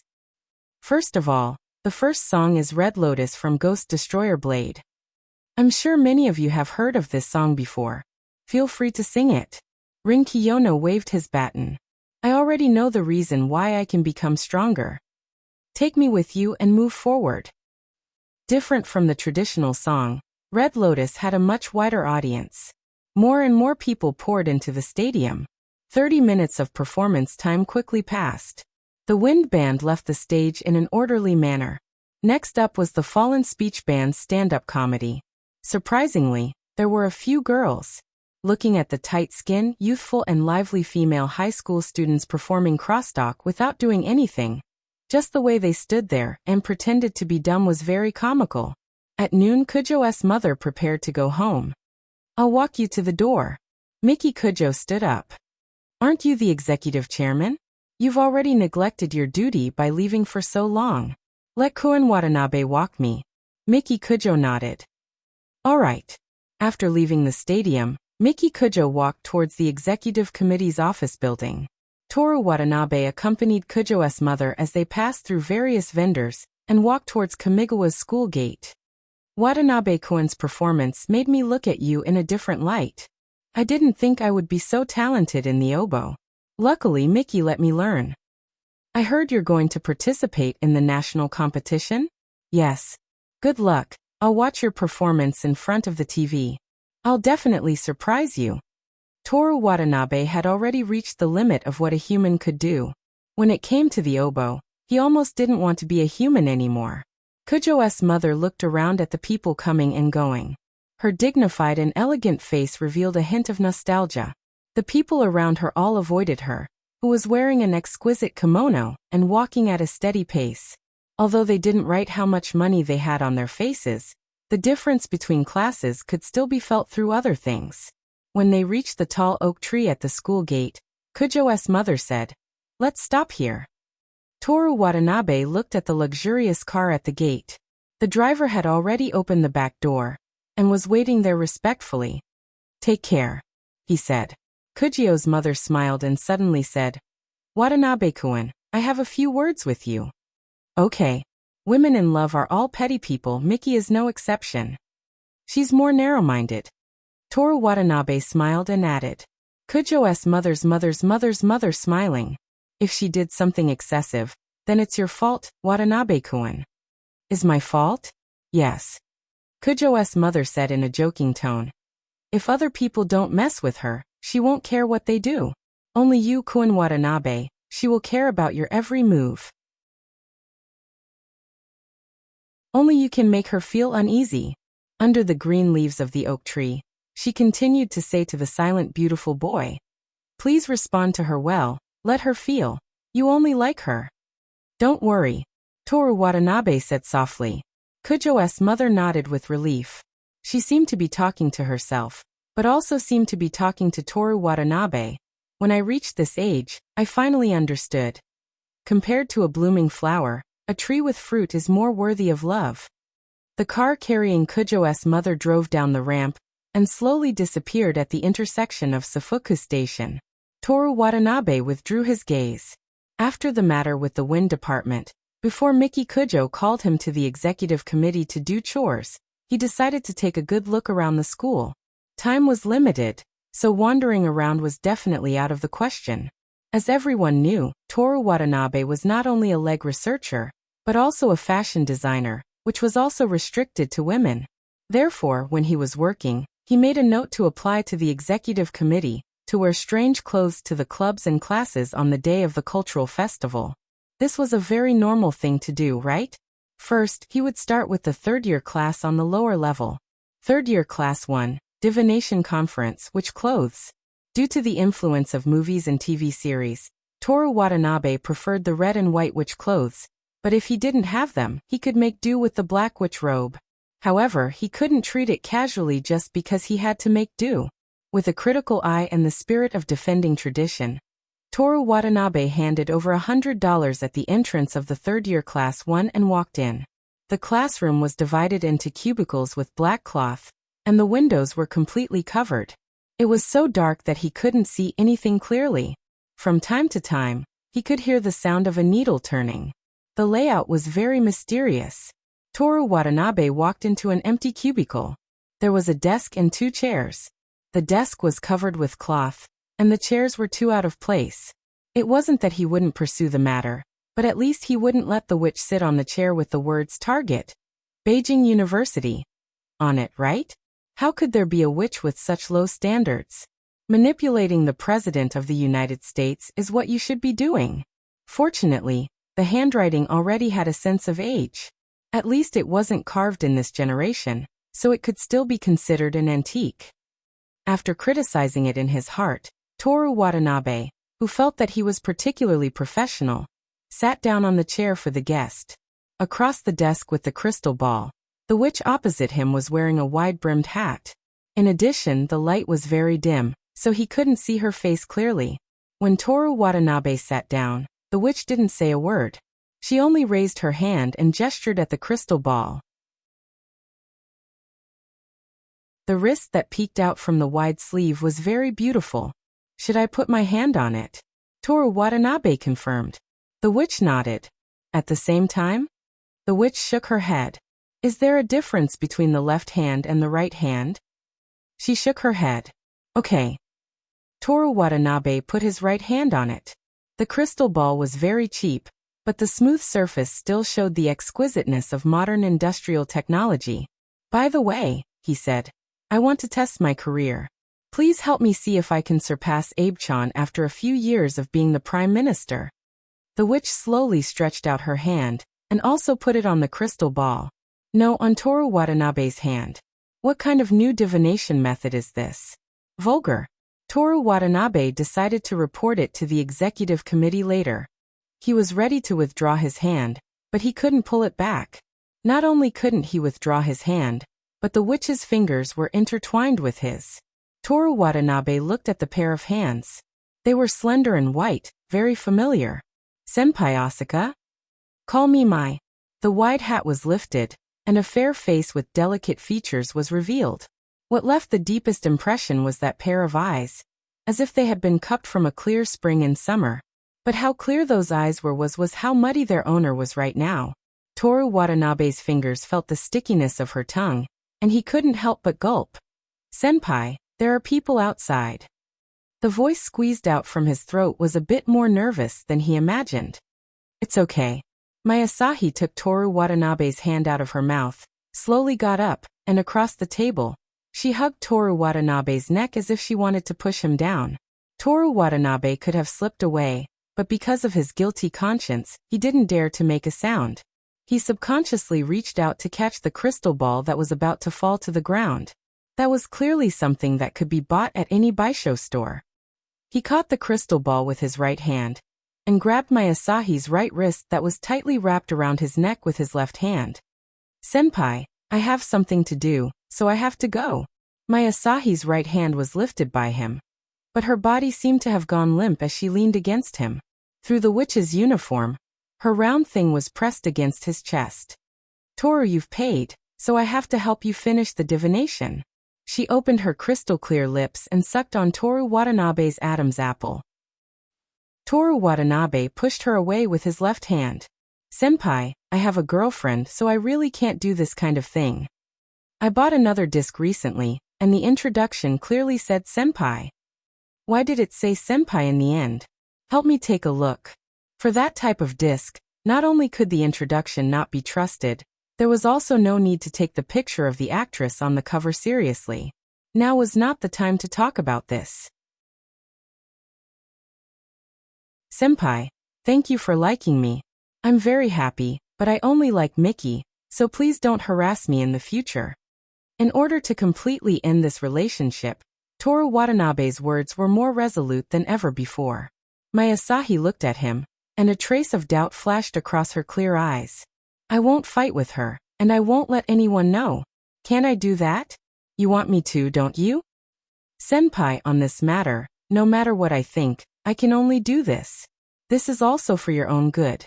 I can be your secret girlfriend, your lover, and only do it with you when it's the safest. Toru Watanabe was not sure how Masahi was like in class, but in the performance department, she was known to be cold. She would never say a word if she could answer a question with a nod or a shake of her head. For someone like her to say do it. As a normal man, Toru Watanabe admitted that he was wavering. But since he had decided to be with Miki, no matter what he thought in his heart, the only thing he could do was to refuse. Senpai Asahi. Masahi, call me Masahi. Senpai Masahi, You have a new email. Masahi strategy completed. Player received 100,000 points. Sign in, Miki Kujo 95 days, Masahi 1 day, Yoshimi Tamamo 31 days. Suspended. You have a new email. Player successfully used the method of love to make Masahi his girlfriend. Temporary activity progress, 50%. You have a new email. According to the supplementary rules, based on the spirit of basic human rights, once again cautiously remind the player. This activity has a huge risk to your life. Please participate with caution. 100,000 points was not surprising. With Masahi's personality, if Toru Watanabe was not handsome enough and used the system to add charm to his smile, it was basically impossible for him to woo her. What was really worth paying attention to was that from these long-awaited system emails, he could deduce the system's criteria. Whether or not the target thought that she was the player's girlfriend, he seemed to be able to adopt an ambiguous attitude towards Masahi. For example, he could agree to maintain this relationship, but in reality do nothing. Then, he could take the opportunity to woo Asako Hanada before the end of the first year of high school. He could easily get the free master-level shooting, and the free transcendence-level stamina recovery. Toru Watanabe sighed and put the crystal ball back to its original position. He repeated his words. Tomorrow senpai, thank you for liking me, but I only like Miki. I'm sorry. It was not because it was difficult to woo Asako Hanada, nor was it because he was worried that it would be exposed and his parents would be implicated. It was simply because he promised Kujo's mother that he would seriously respond to Miki Kujo's feelings. He told Rin Kiyono that he would not be a person who did not keep his promises. She was despised by her family and did not have a single friend. Rin Kiyono's persistence in lying made him respect her from the bottom of his heart. In front of her, talking nonsense was a joke, but Toru Watanabe did not want his words to become a lie. I don't need you to like me. You just need to come and find me when you miss me. Even if I miss you, I won't find you. Why? Masahi tilted her head and asked in confusion. She could not understand why Toru Watanabe had to restrain his desires under these circumstances. Why? Of course it was because he had to do what he promised. But Toru Watanabe knew very well that he was far from being as strong as Rin Kiyono. She could confidently say, I never lie and I won't in the future. But he did not dare to say, I will definitely do what I promised. Because handsome men in Tokyo only do what they should do? He said. Masahi stroked the crystal ball. She could not feel Toru Watanabe's temperature from it. In such a short time, there was no time for him to leave any warmth. Toru, she said in her usual cold voice, I've always wanted to do something. What is it? I'm not sure, Masahi shook her head. But it must be something like jumping down from the clear sky pagoda. Toru Watanabe was stunned.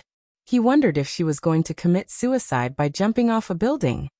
If the mountain doesn't come near me, I'll go near the mountain. Masahi held the crystal ball and whispered to it as if she was talking to herself.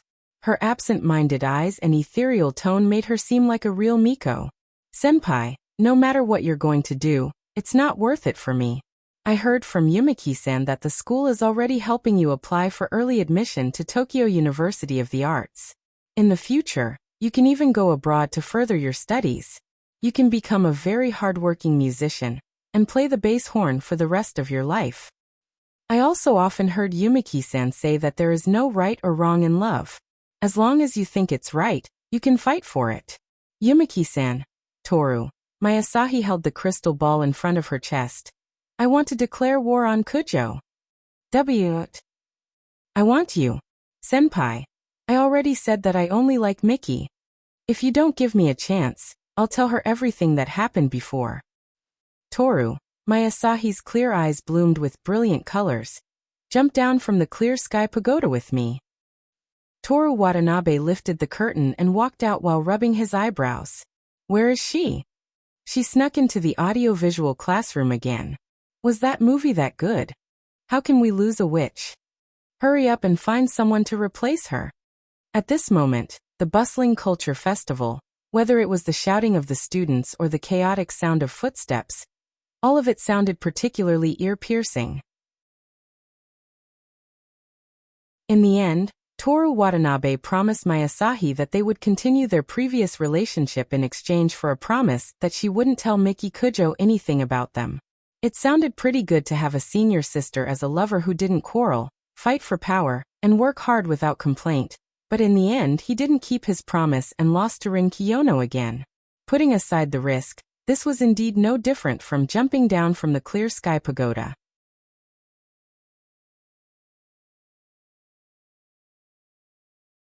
Chapter 131. Toru Watanabe was in a bad mood. He didn't even go to the maid cafe in Year 2 Class 3. Instead, he went straight to the 3rd floor, and went to the Year 1 floor. The people around him whispered to him. If it wasn't for the incident with the student council president, and the fact that he had a girlfriend, someone would have confessed to him. Unlike his usual self who deliberately did not smile, in this movie, he would occasionally smile. No one could resist Toru Watanabe's smile and handsomeness. When he passed by Year 1 Class 1, he glanced inside. The classroom was set up as a restaurant. Guests and waiters came and went. He didn't see Rin Kiyono. He didn't see her after the performance of the piano section ended and she left the stage. When he returned to Class 4, Toru Watanabe immediately saw the bespectacled class monitor sitting in front of the door, in charge of selling tickets. Do you need my help? Toru Watanabe asked. Other than publicity, there's nothing else, the class monitor answered uncertainly. After the cultural festival began, the girls completely took over Class 4. After all, whether it was makeup, scripts, or costumes, everything depended on them. The boys, including the class monitor, could only listen to orders. I see. Toru Watanabe nodded. If there's a chance, I'll find a way to help with publicity in the executive committee. The class monitor adjusted her glasses. Someone from the news department came looking for you just now. The two of them were extremely annoying. The same went for the ethics and discipline committee. After suffering once or twice, Tetsuya Watanabe had been avoiding them on purpose. Just say you didn't see me. The class monitor nodded. Do you want to go in and take a look? The script written by Tsuruka classmate is very interesting. Okay. Although he told Kujo and the others that the script wasn't good, he still read it. 100 yuan. I have to pay too. Of course. The class monitor adjusted her glasses again. In order to perform well, all students in this class have to buy tickets. Just treat it as class fees. Unlike other schools that weren't allowed to use cultural festivals to make money and all profits had to be turned over, Kanagawa High School not only didn't charge students a penny, they even set up a most profitable group award. Then I won't watch it. Watanabe, can't you have a sense of collective honor? You guys are the ones who are asking for it. As a member of Class 4, I've always worked hard to raise my average score. Even if I didn't get any credit, I've still worked hard. In the end, you want to charge me for watching a stage play? Can't you have a little class warmth? That's the rule. Also, our class's average score is the highest in the entire year. You're the only one who's always ranked 3rd. Do you know how embarrassing that is? Now the other classes keep calling us 3rd forever, even though it has nothing to do with us. What do those guys know? This is called showing weakness to the enemy, and a good man doesn't fight with women. Do you know Uchiha Madara? Everyone thought that he was killed by Hashirama in the Valley of the End, but in reality, Not only did he not die, but he also obtained Hashirama's cells and was successfully resurrected. You're third in your grade. I'm talking about Madara and Senju Hashirama. You're third in your grade. Why can't you understand what I mean, class leader? Don't care about the temporary victory or defeat, the real winner.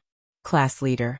A girl stretched out her voice and poked her head out of the front door of the classroom, interrupting Toru Watanabe. Come here, Takeda. Sen needs to go to the toilet. Okay. The class leader stood up while holding his glasses. Ha. Koen Watanabe is also here? Then you help, class leader. You continue to sell tickets. Also, don't always sit there stupidly. Isn't that the same as the automatic payment? 100 yen ticket sign? You go and solicit customers. Okay. The class leader sat down while holding his glasses. Koen Watanabe, come here. The girl shouted. Toru Watanabe walked over before stepping into the classroom door.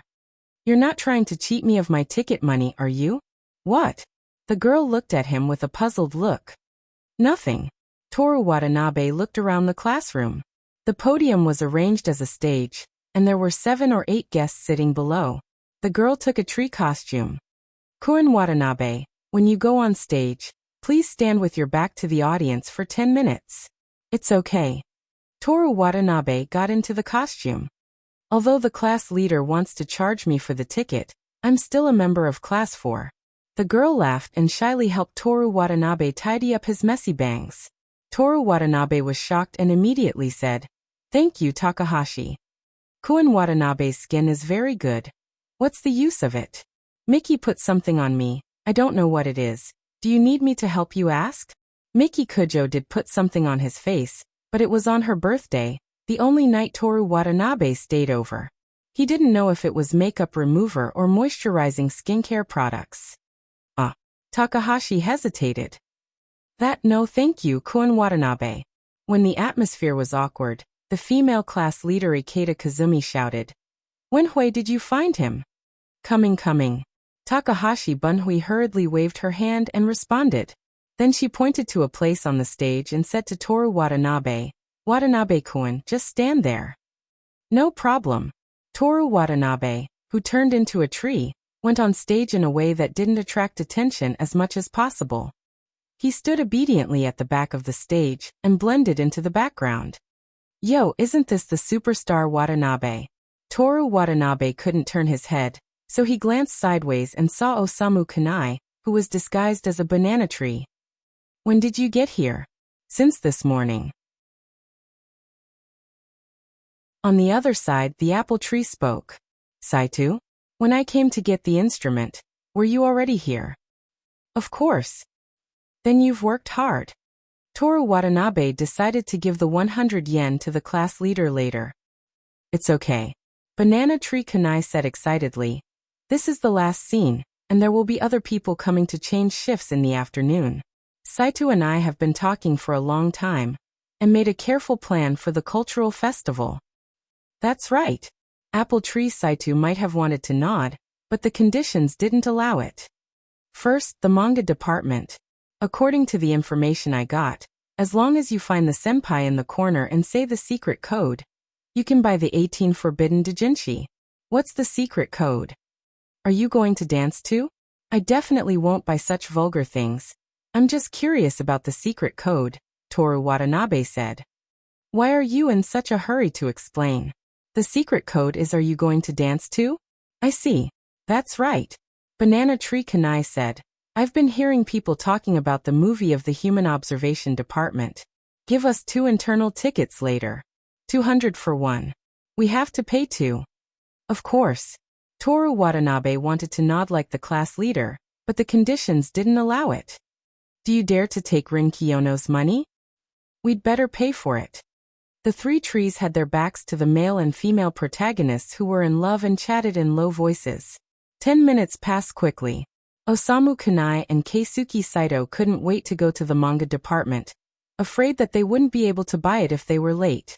Toru Watanabe was in a much better mood, and was ready to find a classroom with a cafeteria for lunch. He used his position in the executive committee to get a lot of discount coupons and even tickets to the front row of the dance club. But let's not talk about the dance club. I should have sold it at a high price. The female students in the dance club were generally very cute. If they were put in the anime, they would look like Kyoto faces. There would definitely be a market for them. With his mind wandering, Toru Watanabe walked into Year 1 Class 1.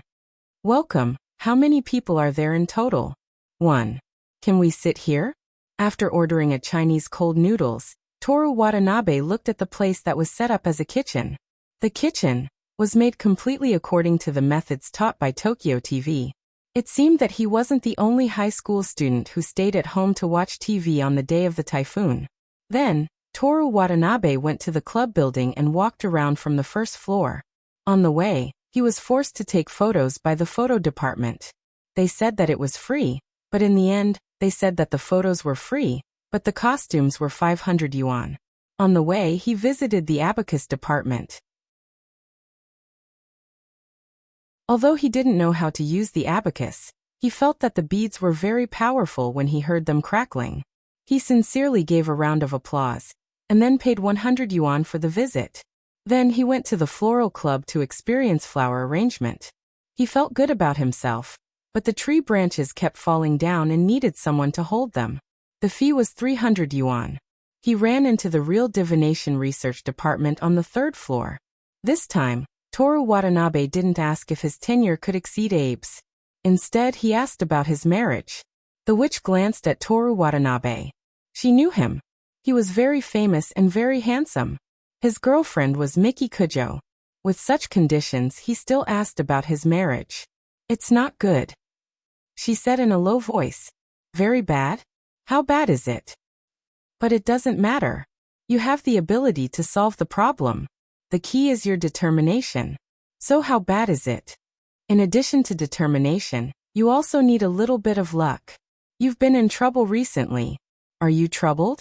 Now I only need 100 yuan. I can change your luck. I have a discount coupon. 50 yuan. He changed his strategy and visited a club where he could win money. Shogi Club. They held a tournament called Kamigawa Dragon King Tournament. The registration fee was 200 yuan, and each person was limited to 30 points. The champion could take all of the Shogi Club's profits that day. Wasn't this prepared for the protagonist? When Kirito entered Jijio, he showed off his moves in front of Shironai and won a large sum of money. Toru Watanabe defeated the Shogi Club by himself and took down the Kamigawa Dragon King without a problem. Result: he lost 200 yuan. Why didn't they write that the Shogi Club's head is a professional Go player in the tournament manual? Guessing Club. You'll get a refund of 200 yuan for answering 5 questions correctly. Starting from the 5th question, you'll get 100 yuan for every 5 correct answers. First question. In the theatrical version of Detective Conan, Tang Hong's love song, Asahara's sad song, bitter lovesickness, I'm willing to end my life. What were the last 2 lines? You call this a guessing game? Result: he lost 200 yuan. By the way, the last 2 lines were, lingering in this world, there's no plan to hide my infatuation. Oh my life. If I have to lose it, so be it. If I continue living like this, the love hidden deep in my heart will be exposed. Where are you howling for? In the Human Observation Club's activity classroom, Rin Kiyono glared at Toru Watanabe with displeasure. Her eyes were filled with determination. Dora A. Rin, so you were here. I'm so miserable. Is that so? Rin Kiyono replied half-heartedly. You're being too cold. Do you need me to call an ambulance for you? That won't be necessary. Toru Watanabe pulled out a chair and sat down. It's my heart and wallet that's hurt. Rin Kiyono flipped to the last page of her book. She didn't even bother to say anything. Toru Watanabe noticed the hardcover book in her hand. Judging from the typography, it was probably a classic. I've always had a question. Someone like you, Kiyono-san. Someone like me? Rin Kiyono gave him an unfriendly look. Just a literary girl. I'm praising you. Lies. Toru Watanabe pretended not to hear him and continued. Is it because the literary girl has no interest in Detective Conan, and her favorite music is more like old songs? Kiyono-san, do you know Mystic Yanazu and Shino? I've heard of Mystic Yanazu but not Shino, Rin Kiyono answered honestly. Then what about Nakajima Miyuki, Sakai Izumi, and Hamasaki Ayumi? I know all of them. It seems that our interests and hobbies are very similar. Rin Kiyono was a little curious. Which singer do you like? Matsuda Seiko. Matsuda Seiko? You don't know? That shouldn't be.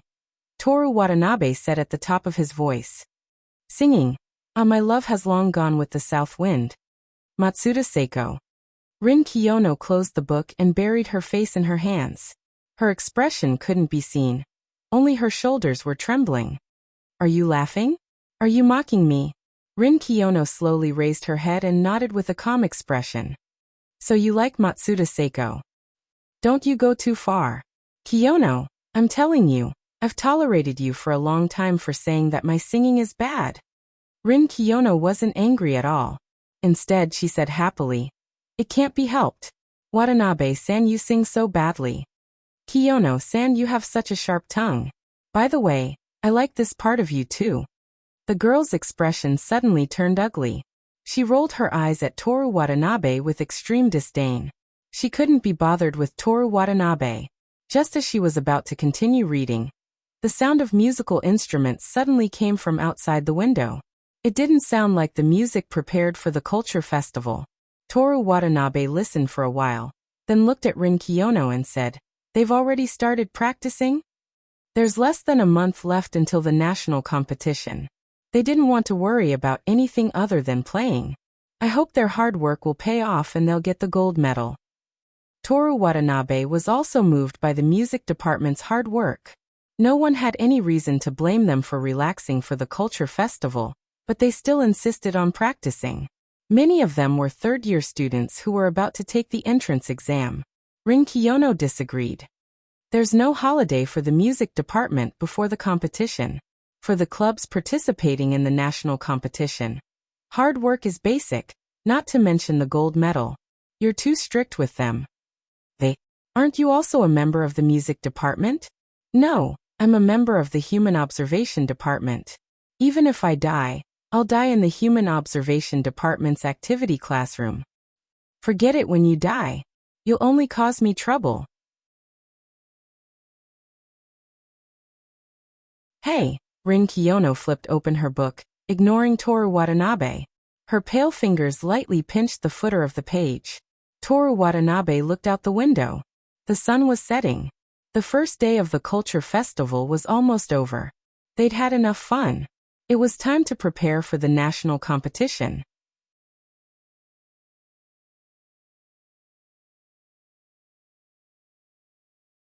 Chapter 132. On the second day of the cultural festival, Toru Watanabe didn't go anywhere. He found a place in the executive committee office where the sun couldn't reach, and sat there from morning to evening, rereading the original Spanish version of Don Quixote. Because Miki Kujo was very strict when preparing for the cultural festival, nothing unexpected happened on the day of the cultural festival. Let's go. Toru Watanabe came back from the world of the book, and looked at Miki Kujo with some confusion. The closing ceremony. Miki Kujo explained simply, It's already this time? Toru Watanabe looked out the window. After the typhoon, the sun became warm and red in the west. He closed the book and stretched his body, groaning. Okay, let's go. Miki Kujo glanced at the table where Toru Watanabe's tie was. Toru Watanabe noticed the look in her eyes and said, I almost forgot. If he didn't wear the tie, the Ethics and Discipline Committee member, who had a grudge against him, would definitely make trouble for him. Because it was convenient, Toru Watanabe didn't put down the book in his hand, and directly picked up the tie. After struggling for a while, he still couldn't tie it properly. Can't you put the book down? Miki Kujo said with disdain. This is called a wise man's 1,000 considerations, but he is bound to make a mistake. It's rare to be confused in life. Although he said that, Toru Watanabe was already prepared to put the book down. Without waiting for him to move, Miki Kujo ordered in a cold voice, What are you talking about? Come here. Toru Watanabe walked over. Miki Kujo first lifted his shirt collar with both hands, and then carefully tied the tie for him. He could smell the sweet scent on her body, and her delicate fingers occasionally brushed the skin on his neck. Toru Watanabe couldn't help but use his free hand to hold her waist. Miki Kujo raised her eyes slightly and glanced at him without saying anything. Toru Watanabe measured the width of her waist with his hand. His hand was very big, and Miki Kujo's waist was about the size of his palm. After measuring his waist, he put his fingertips into the waistband of his pleated culottes. Just as he was about to go deeper, he was kicked in the foot. Since that was the case, Toru Watanabe had no choice but to shift his position upwards. He used his hand to trace the graceful lines of her spine. Just as he touched the strap of her underwear, his foot was kicked again. Behave yourself. Yes. Before Miki Kujo finished tying his tie for him, he had been caressing the buttons of his underwear. All right. Miki Kujo finally adjusted the tightness of his tie. Looking at him, she said, "If you want to touch it so badly, come to my place again tonight." "Miki, I have something to discuss with you." "What?" "You know, my dream is to become a fashion designer." "When did that happen?" "That's not the point." Toru Watanabe leaned close to her ear and whispered, "Tonight, please support my dream." "I see. How about it?" Toru Watanabe said expectantly. Miki Kujo revealed a meaningful smile and looked at him with a smile. "No problem. But for the sake of fairness, I'll wear whatever you wear first." "No, I want to be a fashion designer. It's not suitable for me." Miki Kujo pushed him away. If Toru Watanabe continued to touch her, the buttons of her underwear might burst open. As she walked out of the meeting room, she said, "Whether you want to be a fashion designer or want me to wear a uniform to satisfy your interest, it's not a problem. But you wear it first." "That won't do. What if I wear it and you don't wear it?" Toru Watanabe followed her. "Believe it or not, the decision is in your hands," Miki Kujo said indifferently. "Let me think about it." Before Toru Watanabe could decide whether or not to take the gamble, the two of them had already arrived at the stadium. There were still activities before the closing ceremony. At this time, there was a burst of sound coming from the front stage. It was unknown which club was singing. Miki Kujo looked around. "How many more performances are there?" "There's only one left." One of the executive committee members who popped out of nowhere answered. "What happened midway?" "Nothing happened. Everything went according to your arrangements, Chairman. It was very smooth." "Then why is there still one group that hasn't gone on stage yet?" Miki Kujo's tone suddenly became cold. That person's voice couldn't help but tremble. "It's the soft music club that requested the instructor to perform on stage. After the instructor agreed, he asked me to tell the chairman that I haven't had time to go yet." Miki Kujo didn't say anything. Of course, it wasn't because she was afraid of the instructor. In her opinion, it was absolutely unforgivable that her subordinates dared to change her orders because of a mere instructor. She didn't say anything, and the entire backstage fell silent. Apart from the executive committee members who already knew that Miki Kujo was amazing, Toru Watanabe noticed that the girls and boys from the soft music club, who were about to go on stage, were already nervous to begin with. Now even their faces were pale. The sound on stage was clearly separated by a curtain, but at this time, it was as if the sound came from the water. It was very dull. After a moment of silence, Miki Kujo slowly said, "Which instructor?" "Little. Aona Koizumi-sensei." "Miki, forget it. It's not a big deal." Toru Watanabe pushed her shoulder and let her sit down on a stool. "At most 10 minutes. I'll give you a back massage and it'll be over." Of course, Toru Watanabe wasn't speaking for the soft music club. He was worried that if Miki Kujo suddenly said, "Call Aona Koizumi here," what would she do? However, Aona Koizumi was too nice to her students, although this was also one of her strengths. As Toru Watanabe's hand squeezed Miki Kujo's shoulder a few times, the atmosphere backstage gradually rose to the surface and merged with the stage again. The soft music club's performance was indeed outstanding. It was obvious that they had prepared hard. No wonder they wanted to perform in front of the entire school at the end. After their performance, Miki Kujo went on stage with a microphone and a list of winners. Behind her, Toru Watanabe was responsible for holding the trophy. Seeing the two of them, the students in the gymnasium began to whisper. They could vaguely hear words like movie, and as handsome or cute as a real person. After the presentation of the Fun Award, Creativity Award, and Intelligence Award, the next most valuable awards were the Popular Event Award and the Most Profitable Event Award. The winners of the Popular Event Award and the Most Profitable Event Award. Miki Kujo glanced at the list of winners. The Human Observation Department. The audience applauded. It was quite warm, and there weren't many doubts. Rin Kiyono walked onto the stage. She didn't have the modesty of a recipient at all. She stood in front of Miki Kujo with a stern expression. The two of them stared at each other for 3 seconds before Miki Kujo revealed a faint smile. Congratulations, Kiyono-san. This is the work of the Human Observation Department as a whole. Also, I have to thank the Wind Instrument Department for their help. Rin Kiyono didn't even smile. Miki Kujo maintained her faint smile. Then, who do you think contributed the most? Rin Kiyono's gaze turned to Toru Watanabe, who didn't have the trophy in his hands. She smiled and said, Watanabe-san, what do you think? Toru Watanabe didn't think his opinion was important at all. Besides, he didn't want to express any opinions on this matter. But now, the two ladies had put on a "if you don't say anything, we won't continue" attitude. There were more than 1,000 students and teachers in the school watching. Since you asked me, of course I'm the one who contributed the most. Toru Watanabe said matter-of-factly. Everyone must have gone to the movie and voted for me because I'm handsome enough, right? The audience roared with laughter. Someone shouted. We went for the female lead. Who are you? That's right. Shameless. Watanabe-kun, I voted because of you. I like you the most.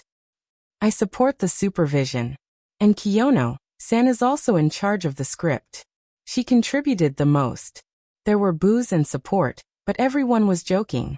No one deliberately targeted Toru Watanabe, who had an extremely bad reputation. Miki Kujo looked deeply at Rin Kiyono and didn't bother her anymore. After Rin Kiyono got off the stage with the 2 trophies, she said a few more words. Toru Watanabe's first Kanagawa High School Cultural Festival ended. The next day, Wednesday, September 27th, school went on as usual. On the way to school in the morning, the air was very fresh and the line of sight was very clear. The air that was scorching hot a few days ago began to cool down. The green leaves gradually turned red or yellow. The cold wind made people feel that autumn was coming, and it made people shiver. Toru Watanabe browsed the news on his phone while walking on the ramp to Kanagawa High School. The news said that because of the typhoon, Tokyo's Dada district continued to overflow. After 2 days of emergency repairs, there were still many roads that were not cleared, reminding the public to take a detour. Toru Watanabe didn't even know where Ueda district was. He was called the most handsome in Shinjuku district for a reason. He didn't know the other 22 districts of Tokyo. But that was in the past. Now, even if he didn't know, he could still call himself the most handsome in Japan. Presumably, no one would have an opinion. Thinking about these boring things to pass the time, he unknowingly arrived at the classroom. As soon as he came in, Osamu Kanai raised his right hand and shouted, "Hey superstar, good morning." Toru Watanabe glanced at him snappily. "Don't expose my identity." "You guy." The two looked at him speechlessly. "Right. Keisuke Saito was the first to recover. Watanabe, where did you go yesterday? I was going to ask you to go to the computer research department and play a game we made." "Saito, it's best if you don't ask," Osamu Kanai whispered. "Why? The people who disappear at the cultural festival are like the people who hide in the warehouse at the bonfire party. Most of them have dirty hearts, so it's better if you don't know." "So that's how it is. No wonder I didn't see Kujo-san." Toru Watanabe. Speaking of Miki Kujo, he thought of his dream of becoming a fashion designer. Should he try to believe in her for once? But with Miki Kujo's personality, there was a high probability that she was playing with him and tricking him into dressing as a woman. But this was a rare opportunity, perhaps even the only one. In the blink of an eye, it was time for school to be over. Today it was Toru Watanabe's turn to be on duty. After sweeping the floor and wiping the blackboard, he took his backpack and oboe and rushed to the music department. Before he even reached the music room, he could hear the sound of people desperately playing the notes on the music sheet. "Sorry, I'm on duty today, so I'm late." This sentence was said by a girl who arrived at the music department around the same time as Toru Watanabe. Apologizing was not in line with his persona in the music department. Toru Watanabe sat down in his seat and opened the file of Soft Voice Girl. The music sheet inside was already tattered, and the printed words filled in all the blank spaces. "Later, I'll ask Kiyono for a new music sheet." Toru Watanabe put the whistle in his mouth and played along with the music sheet. They practiced until 6 o'clock. After dinner, Rin Kiyono appeared in the music room. Before the Eastern Kyoto competition, she would watch them practice and guide them in detail. After the Eastern Kyoto competition, she basically let them practice on their own. After playing the song once, Sano Rin flipped through his music score and said, "Starting from F, play the same movements as the trombone for me one by one." Being asked to brag about them one by one was like being asked to walk alone in front of the whole class during military training. Although she was unwilling, afraid, and shy, it was something she had to overcome for the National League. If King Xianwang of Qi had the spirit of an instructor in music, he would not have let Nangua leave the classical story of making up the numbers. After the ensemble finished, Rin Kiyono did not immediately announce the end of the class. She said in a slightly tired voice, "I have something to tell everyone." It was already 9 o'clock at night, and it was dark outside. The warm fluorescent light in the music room shone on her face, like a noble and pure jade. Everyone looked at her in silence. It's important to practice hard, but it's also important to perform on the spot. So starting this week, I've decided to find opportunities for you to perform on stage on Saturday and Sunday. The members of the Blowing Club had no objections. In order to win the national competition, there was nothing they couldn't do. First of all, this week, Rin Kiyono continued. On Sunday in the Kyoto Station building, 2 of the Blowing Clubs in the national competition will perform there. Kyoto? Do you want to go in advance? Rin Kiyono explained. I've already convinced the school to send us back on the same day. Because it's an official performance, remember to wear the spring uniform. Also, I hope that everyone will memorize the music sheet while on the bus. Dismissed. After Rin Kiyono left, the music room began to talk. It's over. I still have cram school on Sunday. What should I do? I can only give up. If this goes on, I'll definitely be called for a talk during the mock exam. Senior, didn't you already apply for the recommendation of University of Gochi? Gochi is only the 3rd private university. I want to try Keio and Wazita. But Kiyono helped us find a performance and even convinced the school. I have no reason not to go. Yet we've already come this far. If we don't win the National Gold Award, we'll be sorry for ourselves and her. Just make do with Gochi. You're underestimating me. Even if I'm distracted, I can still get into Keio. Toru Watanabe listened for a while. This 3rd-year senior was not the only one who had cram school on the weekend. Almost all the 1st-year and 2nd-year students in Kanagawa High School had cram school, but they didn't have any objections to Rin Kiyono's arrangement. It seemed that he didn't need to continue attracting hatred. In fact, maintaining hatred with other girls was what he needed now. He didn't care about the love system anymore. You have a new email.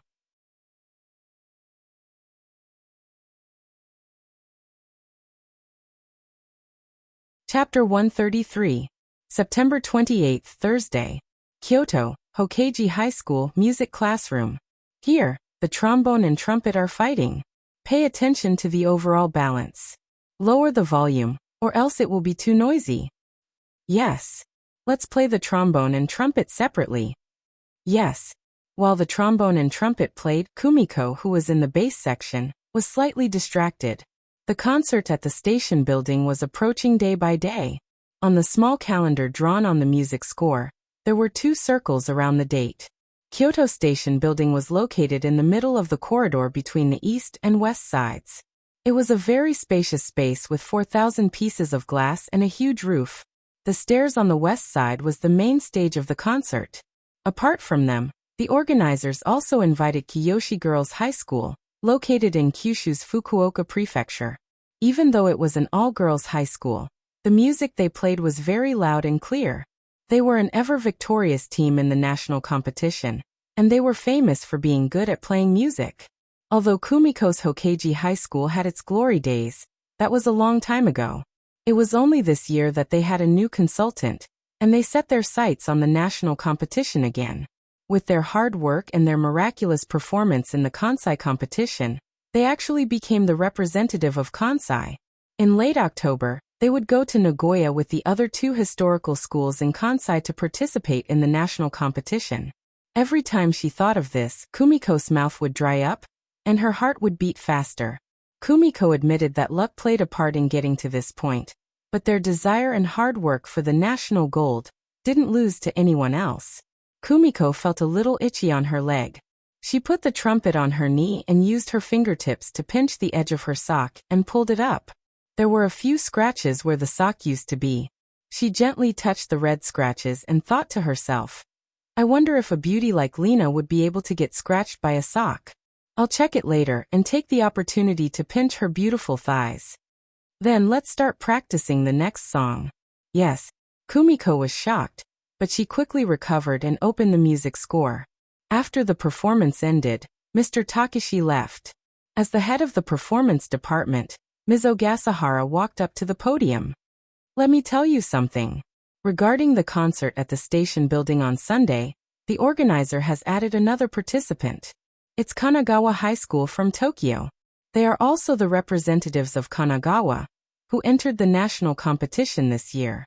Everyone listened carefully to their performance. Kumiko didn't know much about this. She only knew that there was a famous strong school like the Seinen Girls High School. While eating, she asked Kawashima Midori, who was in charge of the bass cello, Midori, do you know this school in Kamigawa? Luhui looked very cute. When he puffed up his cheeks, he looked like a squirrel.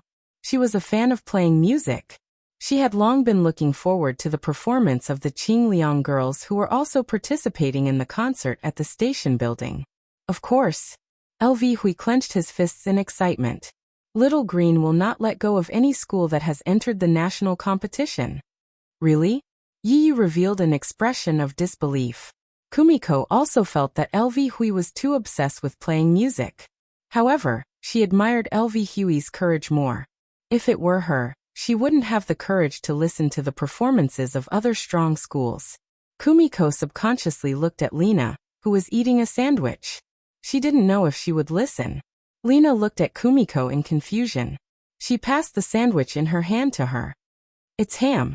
Kumiko, do you want to eat? Although that wasn't what she meant, Kumiko still took a bite where Lena had bitten and mumbled, It's delicious. Lena smiled beautifully. She tucked her hair behind her ear and continued to eat her sandwich. After LV Hui and Yi Yu finished talking about their thoughts, they finally remembered Kumiko's question. She said, Kanagawa High School is the same as us. It's also their first time entering the national competition. However, unlike Hokuyu, this is Kamigawa's first time entering the national competition. This sentence was a bit wrong. Not everyone could understand what she meant. Is it because there's a new consultant? Lena guessed. Hokuyu's original female consultant was on maternity leave. This year, they had a new consultant, which was why they had the strength they had today. Even Lena, who was super strong, had only applied to Hokuyu because she knew in advance that a new consultant was coming. That's right. LV Hui was excited. Moreover, Kamigawa's new consultant is a first-year student from Kamigawa. Are you serious? You're lying, right? Yi Yu's mouth was wide open. She was also a first-year student, but she hadn't even been selected for Department A. However, even a third-year senior from Department A couldn't be a consultant. Lena couldn't help but ask, Are you sure? Kumiko could understand how she felt. Lena wanted to become a special person through playing the trumpet.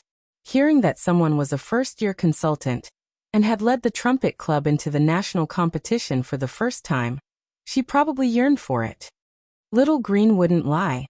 Kumiko saw LV Huey's puffed-up cheeks and couldn't help but laugh.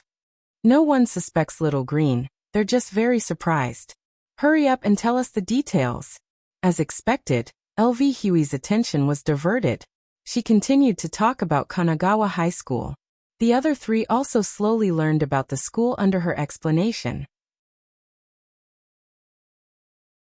So you're saying that Kanagawa High School not only has top students who can get into Imperial University, but it's also a seeded team for the national competition? You seem to be very surprised. But let alone her, even Kumiko and Lena were shocked. Kumiko looked at Lena worriedly. She thought that playing the trumpet well would make her special, but there were still people who could play the trumpet well and get into a school that they didn't even dare to dream of. Lena's grades were also very good. She didn't want Kumiko to have a headache over math, but she couldn't guarantee that Lena could get into Imperial University while playing the trumpet. However, when she saw Lena's eyes, Kumiko knew that her worries were unnecessary. Under her long eyelashes, Lena's eyes glowed like gemstones.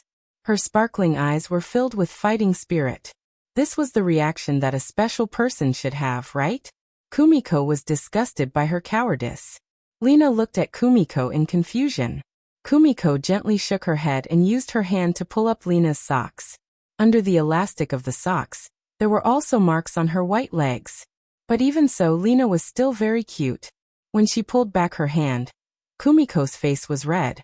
She secretly brushed her palm across Lena's soft thighs. Lena didn't notice at all. She smiled and said, "Thank you." That's not all. LV even forgot to eat. She drank a mouthful of milk and continued. Kamigawa's oboe is very, very, very strong. Her tone was so exaggerated that everyone had no idea how strong she was. Is she better than Senpai? Kumiko asked curiously. Kaitsuka Senpai's name was strange, but she was the only oboe player in Kaitwu School. She was also one of the strongest members. By the way, she was also a very beautiful person. Kumiko liked her very much. Speaking of strength, during the summer dormitory, Senpai was criticized by the tutor invited by Advisor Long. It wasn't because she was bad, but because she was too good. She was so good that the tutor thought that as long as she worked hard, she could surpass the level of a high school student. Kumiko looked forward to such a senpai. She dreamed that one day, she could be like her and receive the tutor's approval. Senpai is very strong. Little Green admires her a lot. But compared to Kamigawa's, she's not just a little bit weaker. Is she that good? Yu asked in disbelief. She was different from LV Hui, who could appreciate strong schools with a normal heart. She believed that Kaitwu School was the best, even though in reality, it definitely wasn't. LV Hui held his face in his hands. After listening to Kamigawa's oboe solo, Little Green even thought, this is too cunning. It's too unfair for a high school student to have such a level of performance. If that's the case, won't Kaitwu School's chances of getting the gold medal in the national competition be even smaller? Kumiko subconsciously felt uneasy. In the national competition, about 30% of the schools could get the gold medal. With one more strong school, Kaitwu School's chances would decrease. If we can't get the gold medal, we can only blame ourselves for being too weak. It has nothing to do with whether others are strong or not, Lena said. That's true. Kumiko looked at the completely unaffected Lena and gradually calmed down. She couldn't wait to start practicing. I'm really looking forward to it. Little Green can listen to the performances of two strong schools at once. Little Green is really looking forward to this weekend. Come quickly. Seeing LV Huey's expression and actions as if he was looking forward to a spring outing, Kumiko smiled. Little Green is so cute. Kumiko is looking down on Little Green. I can still grow taller. LV Hui had always been sensitive about his height of 1.4 meters. No, I'm talking about your face. Then say I look like a child. I can't deny that at all. Kumiko. Under LV Huey's dissatisfied gaze, Kumiko happily took a bite of red bean bread. It was far worse than Lena's sandwich. I'll buy a sandwich tomorrow too. No, the sandwich isn't the key. Lena is the key. Kumiko's thoughts ran wild. In the blink of an eye, it was the day of the concert at the station building. The consultant, Taki Sheng, had hired a truck to help transport the instruments. However, due to the lack of funds, the truck was only able to carry the heaviest instruments. The bass trumpet couldn't fit on the truck. Kumiko had to carry her instruments to the venue with her bare hands and take the tram. Not only her, but everyone in the wind instrument department also had to take the tram. They were all wearing performance costumes and were very eye-catching. Curious gazes constantly shot at them from the tram.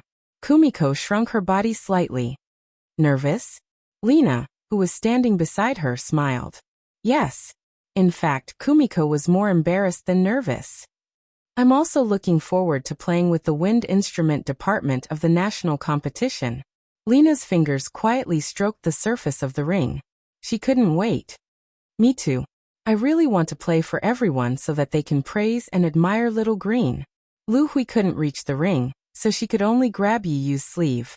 Yi Yu used to be a member of the track and field club. When they went swimming during the holidays, Kumiko saw the firm lines of her lean body. Lu Hui's petite figure didn't affect her at all. Kumiko looked at Lena and Lu Hui in admiration. They were confident in their own performances and weren't afraid of the performance at all. As for herself, she was still worried about which section of the music score she didn't practice properly. The four chatted for a while, and the tram soon arrived at Kyoto Station. They blended into the crowd and got off the tram. The truck transporting the instruments had already arrived, and they hurried over to help carry the instruments. This instrument is too heavy, Yi Yu complained as she carried the bass trumpet from the truck. Kumiko nodded in agreement. Not only the bass trumpet, but the bass trumpet was also heavy. It wasn't too heavy if one didn't hold it for too long, but if one held it for too long, it would hurt like hell. Let's do our best today. George. Lu Hui said excitedly. George was the name Lu Hui gave to her instrument. Speaking of which, there are so many people in the audience.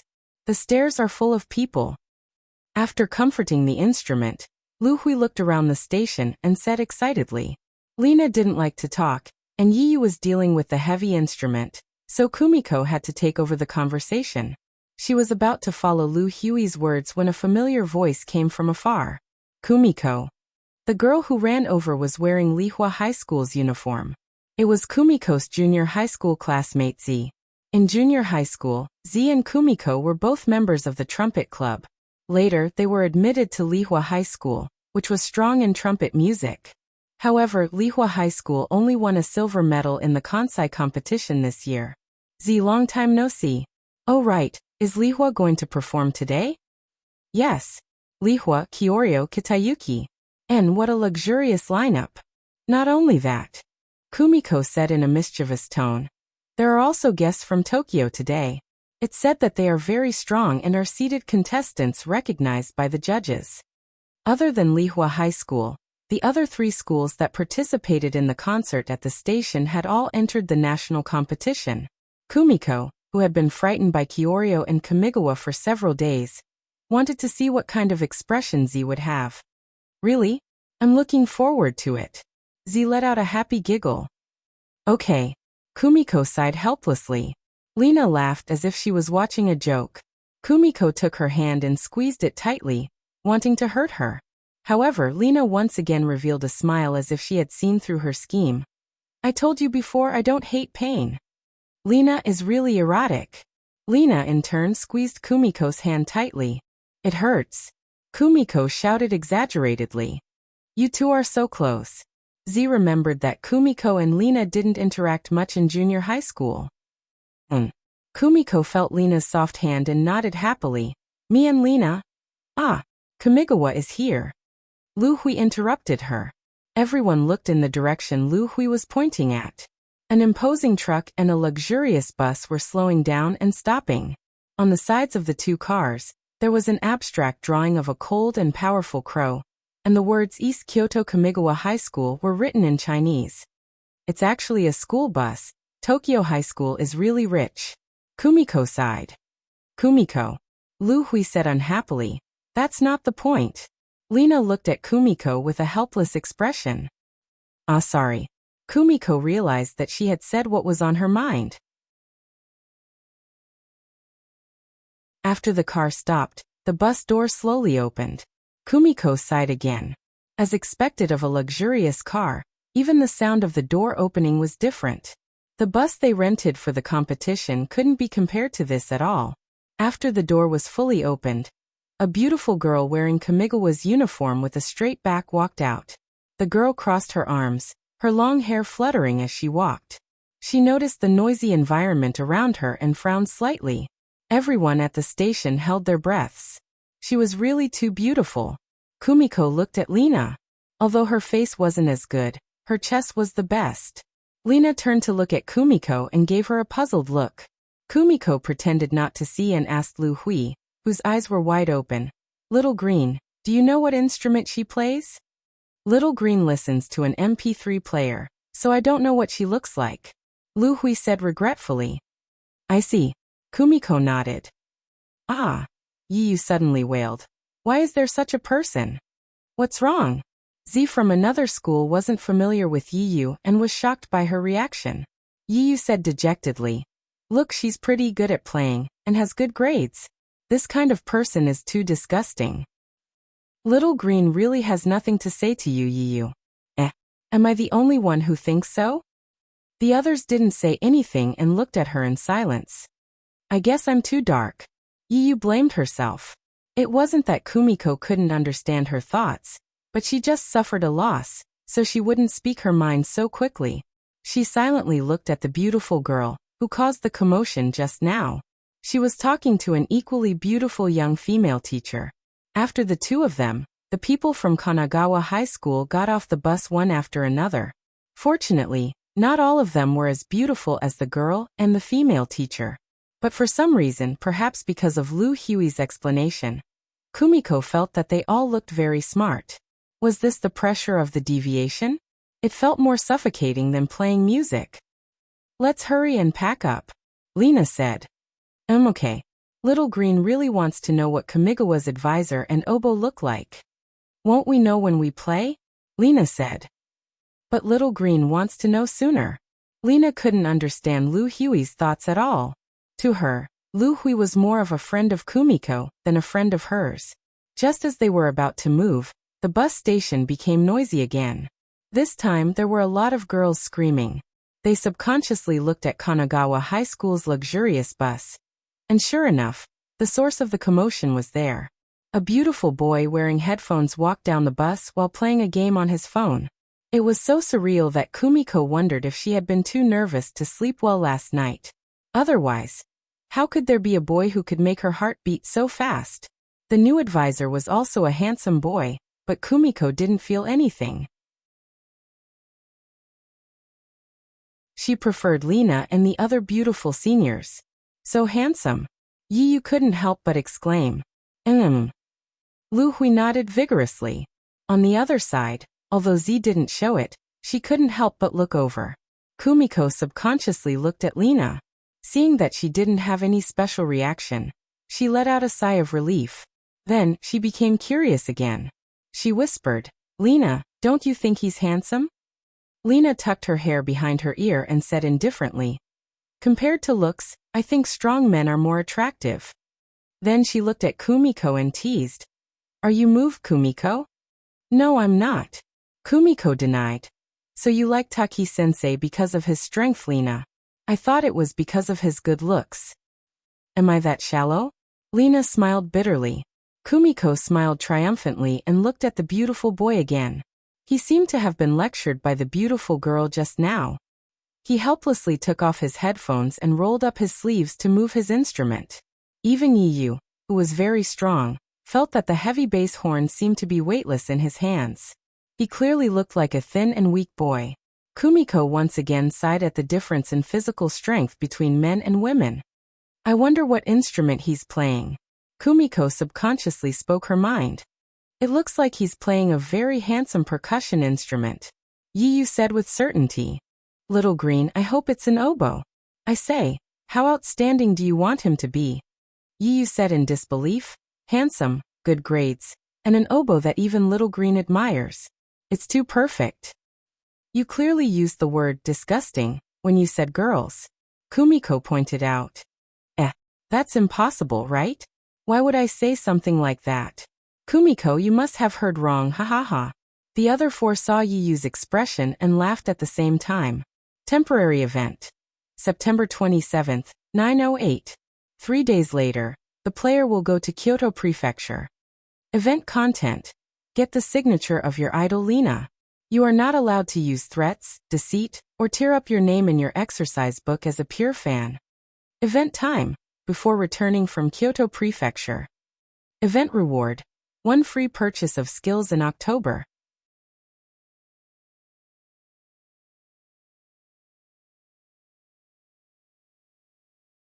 Chapter 134. The stage of the concert in the station building was set in the plaza in the middle of the grand staircase. The audience would sit on the stairs to enjoy the performance. As soon as Toru Watanabe got off the bus, he was shocked by the crowded staircase. Among them, he could see groups of elementary and middle school students. Perhaps they were specially brought here to enjoy the performance of an excellent school. There were also many who happened to pass by and were attracted by the performance, so they stopped to watch. I didn't expect there to be so many people in Kyoto. Do you think Kyoto is a countryside? A 1,000-year-old ancient capital always gives me that impression. Rin Kiyono held her right hand with her left hand, and pressed her right hand against her forehead. She said with a headache, I don't know if I should let you broaden your horizons or your appreciation of history and culture. Are you kidding? Why would I need to broaden my horizons? In terms of horizons, I've seen things that you can't even imagine. And my appreciation of history. Are you jealous that I got first place in the liberal arts class? Musical instruments. Rin Kiyono pointed at the truck. Because her tone was firm, and because the game on his phone had just ended, Toru Watanabe obediently took off his headphones, rolled up his sleeves and walked towards the truck. After watching Toru Watanabe move the musical instruments for a while, Rin Kiyono said to the accompanying teacher, Aono Koizumi, Teacher, I'm going to change in the car. Please help me pay attention to the scene, and don't let anything happen to them. Kiyono classmate, I'm the teacher. Aono Koizumi pretended to be dissatisfied and joked. I'm sorry for being rude. Rin Kiyono nodded calmly, walked onto the empty bus, and pressed the button to open the curtains. Aono Koizumi looked at all the curtains automatically closing and smiled helplessly. Kiyono classmate didn't know if she noticed, but her attitude towards Toru Watanabe was completely different from her attitude towards other people. Could it be that the Kujio classmate gathering had already discovered their relationship? But no matter what, in front of their real girlfriends, they should cover it up, right? But was this normal? As a teacher, how could she worry about her students' timing? After Toru Watanabe helped to move the instruments backstage, he flattened his sleeves and looked at the members of the other schools. Before he came, he had already done some research on Beiyuji High School. Although they were not wearing school uniforms, he could immediately tell from their school badges. He looked at them one by one and soon found Reina, who was tuning a trumpet. She had black hair and a calm expression on her pretty face. The front of her costume was pushed up high, and she was wearing a white short skirt and stockings. She was a girl who was obviously in high school, but was already emitting charm.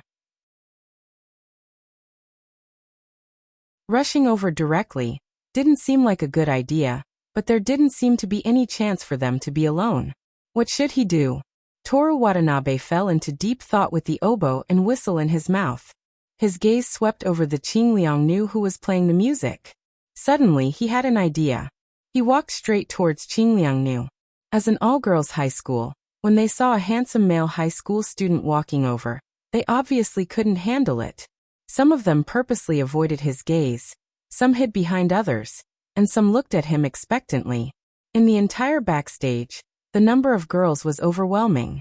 After all, there were already a lot of girls in the music department, not to mention that it was an all-girls school. Suddenly, a boy who was even more handsome than their idols walked out of their school group and attracted everyone's attention. At Beiyuji High School. What is he doing? Yiyu asked curiously. Is he going to hit on her? Lu Hui's small face and big eyes shone brightly. Kumiko smiled bitterly. Although Lu Hui looked like a primary school student, she was completely like a young girl when it came to love. Usually, she was especially interested in this aspect. It doesn't look like it, Yiyu said. Kumiko also looked over. That handsome boy was holding the oboe whistle and saying something to the oboe player, and Qingliang knew, seeing the girl's flushed face and uneasy hands pulling at her skirt. Kumiko could imagine how incoherent she was. She couldn't bear to watch. Kumiko turned her gaze to Lina. She was completely unaffected and focused on tuning. He's going to Lihua. Yiyu suddenly shouted. Is he really not hitting on her? Lu Hui said regretfully. Kumiko couldn't help but look over again. Very good. This time it was the Lihua oboe player's turn to blush. Wait, this trend. Kumiko turned her head and looked at Beiyuji's oboe player, Keizuka Hyuga. Not only her, but many of the girls in Beiyuji also realized that the handsome boy's next target was Beiyuji's oboe player. The girls began to riot. What do we do? What do we do? He's coming over. Help me see if my bangs are messed up. I'll help you. Okay, help me take a look too. However, in the center of the storm, Keizuka Hyuga was completely indifferent. Lina would at least look up to see what was going on. She continued to do her own thing when she wasn't interested, but Hyuga didn't even look up. Kumiko noticed that Hyuga only looked up in confusion after Yuko and Saki-senpai reminded her. While the two seniors were explaining, Kumiko looked at the boy again. He was already walking over. She suddenly understood why Lihua and Kiyoshi's people were so excited. It was really bad for their hearts to see a handsome boy walking straight toward them. Kumiko had only felt this kind of unbearable and excited feeling when she was alone with Lina. Beiyuji was completely stirred up. Even Lina couldn't help but look up and quietly ask Kumiko what happened. I'm not too sure. Kumiko shook her head. It seems to be about the oboe. Oboe. Lina was stunned for a moment, and finally looked at the boy seriously. Is he the oboe player that Lu Hui mentioned? The one who is very strong? Xiao Lu almost forgot. Lu Hui put his hands in front of his chest and suddenly reacted. I also forgot. You didn't care. Lina looked at Kumiko, who also seemed to have just remembered something. She was dumbfounded by the extent of her friend's love for beauty. Kumiko smiled embarrassedly and quickly looked away. The boy had already walked in front of Hyuga. Sorry. The boy's voice was also very pleasant. I'm Kanagawa High School's oboe player. Can you tell me how you usually make and maintain whistles? So it was because of that. Kumiko, who also wanted to watch a good show, was inevitably disappointed. But suddenly hitting on three girls at the same time, no matter how he thought about it, it was impossible. I'm not sure. Kazuka turned her head away uninterestedly. Kumiko had already guessed this situation. Unlike herself, who liked both boys and girls, she knew that Hyuga liked Hime. It wasn't like, but love. The boy shyly scratched his head, looking very annoyed. Sorry for bothering you. The boy didn't continue to pester her. After nodding, he turned around and left. As soon as he turned around, Yuko and Saki-senpai started lecturing Hyuga, while Hyuga didn't seem to be listening at all. Just as Kumiko was feeling sorry for Kue-senpai, the beautiful boy she had been looking at suddenly glanced at them. His eyes lit up, and he changed direction and walked over. Kumiko gulped, but her throat became even drier. Just as she was thinking, is he here for me? But I'm here to play the bass horn. What should I do? She suddenly felt someone grabbing her costume. She looked down and saw that LV Hui was grabbing Yiyu's costume. Yiyu was grabbing her costume, and she herself was grabbing Lina's hand. It's Lina's hand. No matter how many times I hold it, it's always so soft. Wait, Kumiko, this isn't the time to be thinking about this. Kumiko wanted to force herself to calm down. But her palm was still warm from Lina's hand, and the handsome boy was walking over. It was impossible for her to remain calm. Excuse me, are you Kasaka-san? I'm Toru Watanabe from Kamigawa. I heard your solo at the Kansai tournament. It was so moving. Thank you. Lina was somewhat surprised. That tone that is full of tension and beauty is too intoxicating. After the boy finished speaking in a slightly louder voice than before, he suddenly calmed down as if he had just realized something. He explained, actually it's like this. Although I'm the oboe, that's because there's no one in the band who plays the oboe. My favorite instrument is the trumpet, so I really admire people who play the trumpet well. Kumiko could understand this boy's feelings. Compared to the low-key bass horn, she preferred to play the handsome trombone. However, because there were too few people who could play the bass horn, and because she was too lazy to follow the crowd, she had been playing the bass horn until now. Lena frowned slightly. The performance is about to begin. What are you trying to say? As expected of Lena, she could even ignore a handsome boy. Kumiko was in awe. It's like this. Can I have Kasaka-san's autograph? The boy said somewhat embarrassedly. Wow. You made a sound of disbelief. Kumiko and Lena were also surprised. He wants an autograph? Are you sure you don't want an email or a line? LV Hui asked angrily. The boy was shocked and hurriedly denied it. No, I just want an autograph. Kasaka-san, can you give me an autograph? I think you'll definitely become a world-class trumpet player in the future. Lena was embarrassed for the first time. She blushed and said, Of course not. I'm very good for a high school student, but I'm still far from being a professional player. Was this modesty or arrogance? The boy in front of her must be wondering the same thing. But Kumiko knew that Lena was never humble or arrogant when she played the trumpet. What Lena said was true. She was very, very good among high school students. She even stole the opportunity to play the solo of a third-year senior. You're also very good now, and you'll be even better in the future. I want to get your first autograph no matter what. So can you please give me an autograph now? The boy looked sincere. Her first fan. Lena was a bit embarrassed. She looked at the stage. It's almost time and I didn't bring a pen. If it's a pen, I have it here. The boy took out a black pen and a booklet from his school uniform pants. The booklet was in the style of the English word cards that Kumiko usually used. As expected of a student who was admitted to Imperial University, even if he came out to perform, he would still bring word cards. But why did the boy's words look so strange? There were even inverted question mark. Did he not understand the meaning of this sentence? Lena thought for a moment. Okay. She shyly took the pen and word card from the boy and wrote her name on the card as if she was writing her name on an exam. Thank you so much. The boy even bowed. Kumiko could feel that he was really happy. No, it's nothing. After Lena returned the pen and word card to the boy, she shyly tucked her hair behind her ear. After getting the autograph, the boy carefully examined it. After a while, he sighed helplessly. Is there a problem? Lena asked a bit nervously. It wasn't because the boy was handsome, but because she was afraid that her handwriting would disappoint her fans. No, it's nothing. After saying that, the boy fell into hesitation. It seemed that he had something to say. If you have something to say, just say it. Kumiko said with a smile. As the friend of a future world-class trumpet player, I'll agree to your request on her behalf. Kumiko. Lena unhappily and shyly pulled on Kumiko's clothes. This matter, is a bit hard to say. Actually, what are you doing here? Before the boy could finish his hesitant words, a cold and pleasant voice interrupted him. Kumiko looked over, and only then did she notice that an equally handsome boy had come to their side at some point. Everyone's eyes were focused on them backstage. The girls' faces were all flushed. At this time, they weren't the chosen ones from the 3,792 high schools in the country who could participate in the national competition. They were just ordinary fans. Kumiko looked carefully and realized that the second handsome boy wasn't a boy, but actually the girl from Kanagawa High School who caused a sensation just now. Why was she suddenly dressed like this?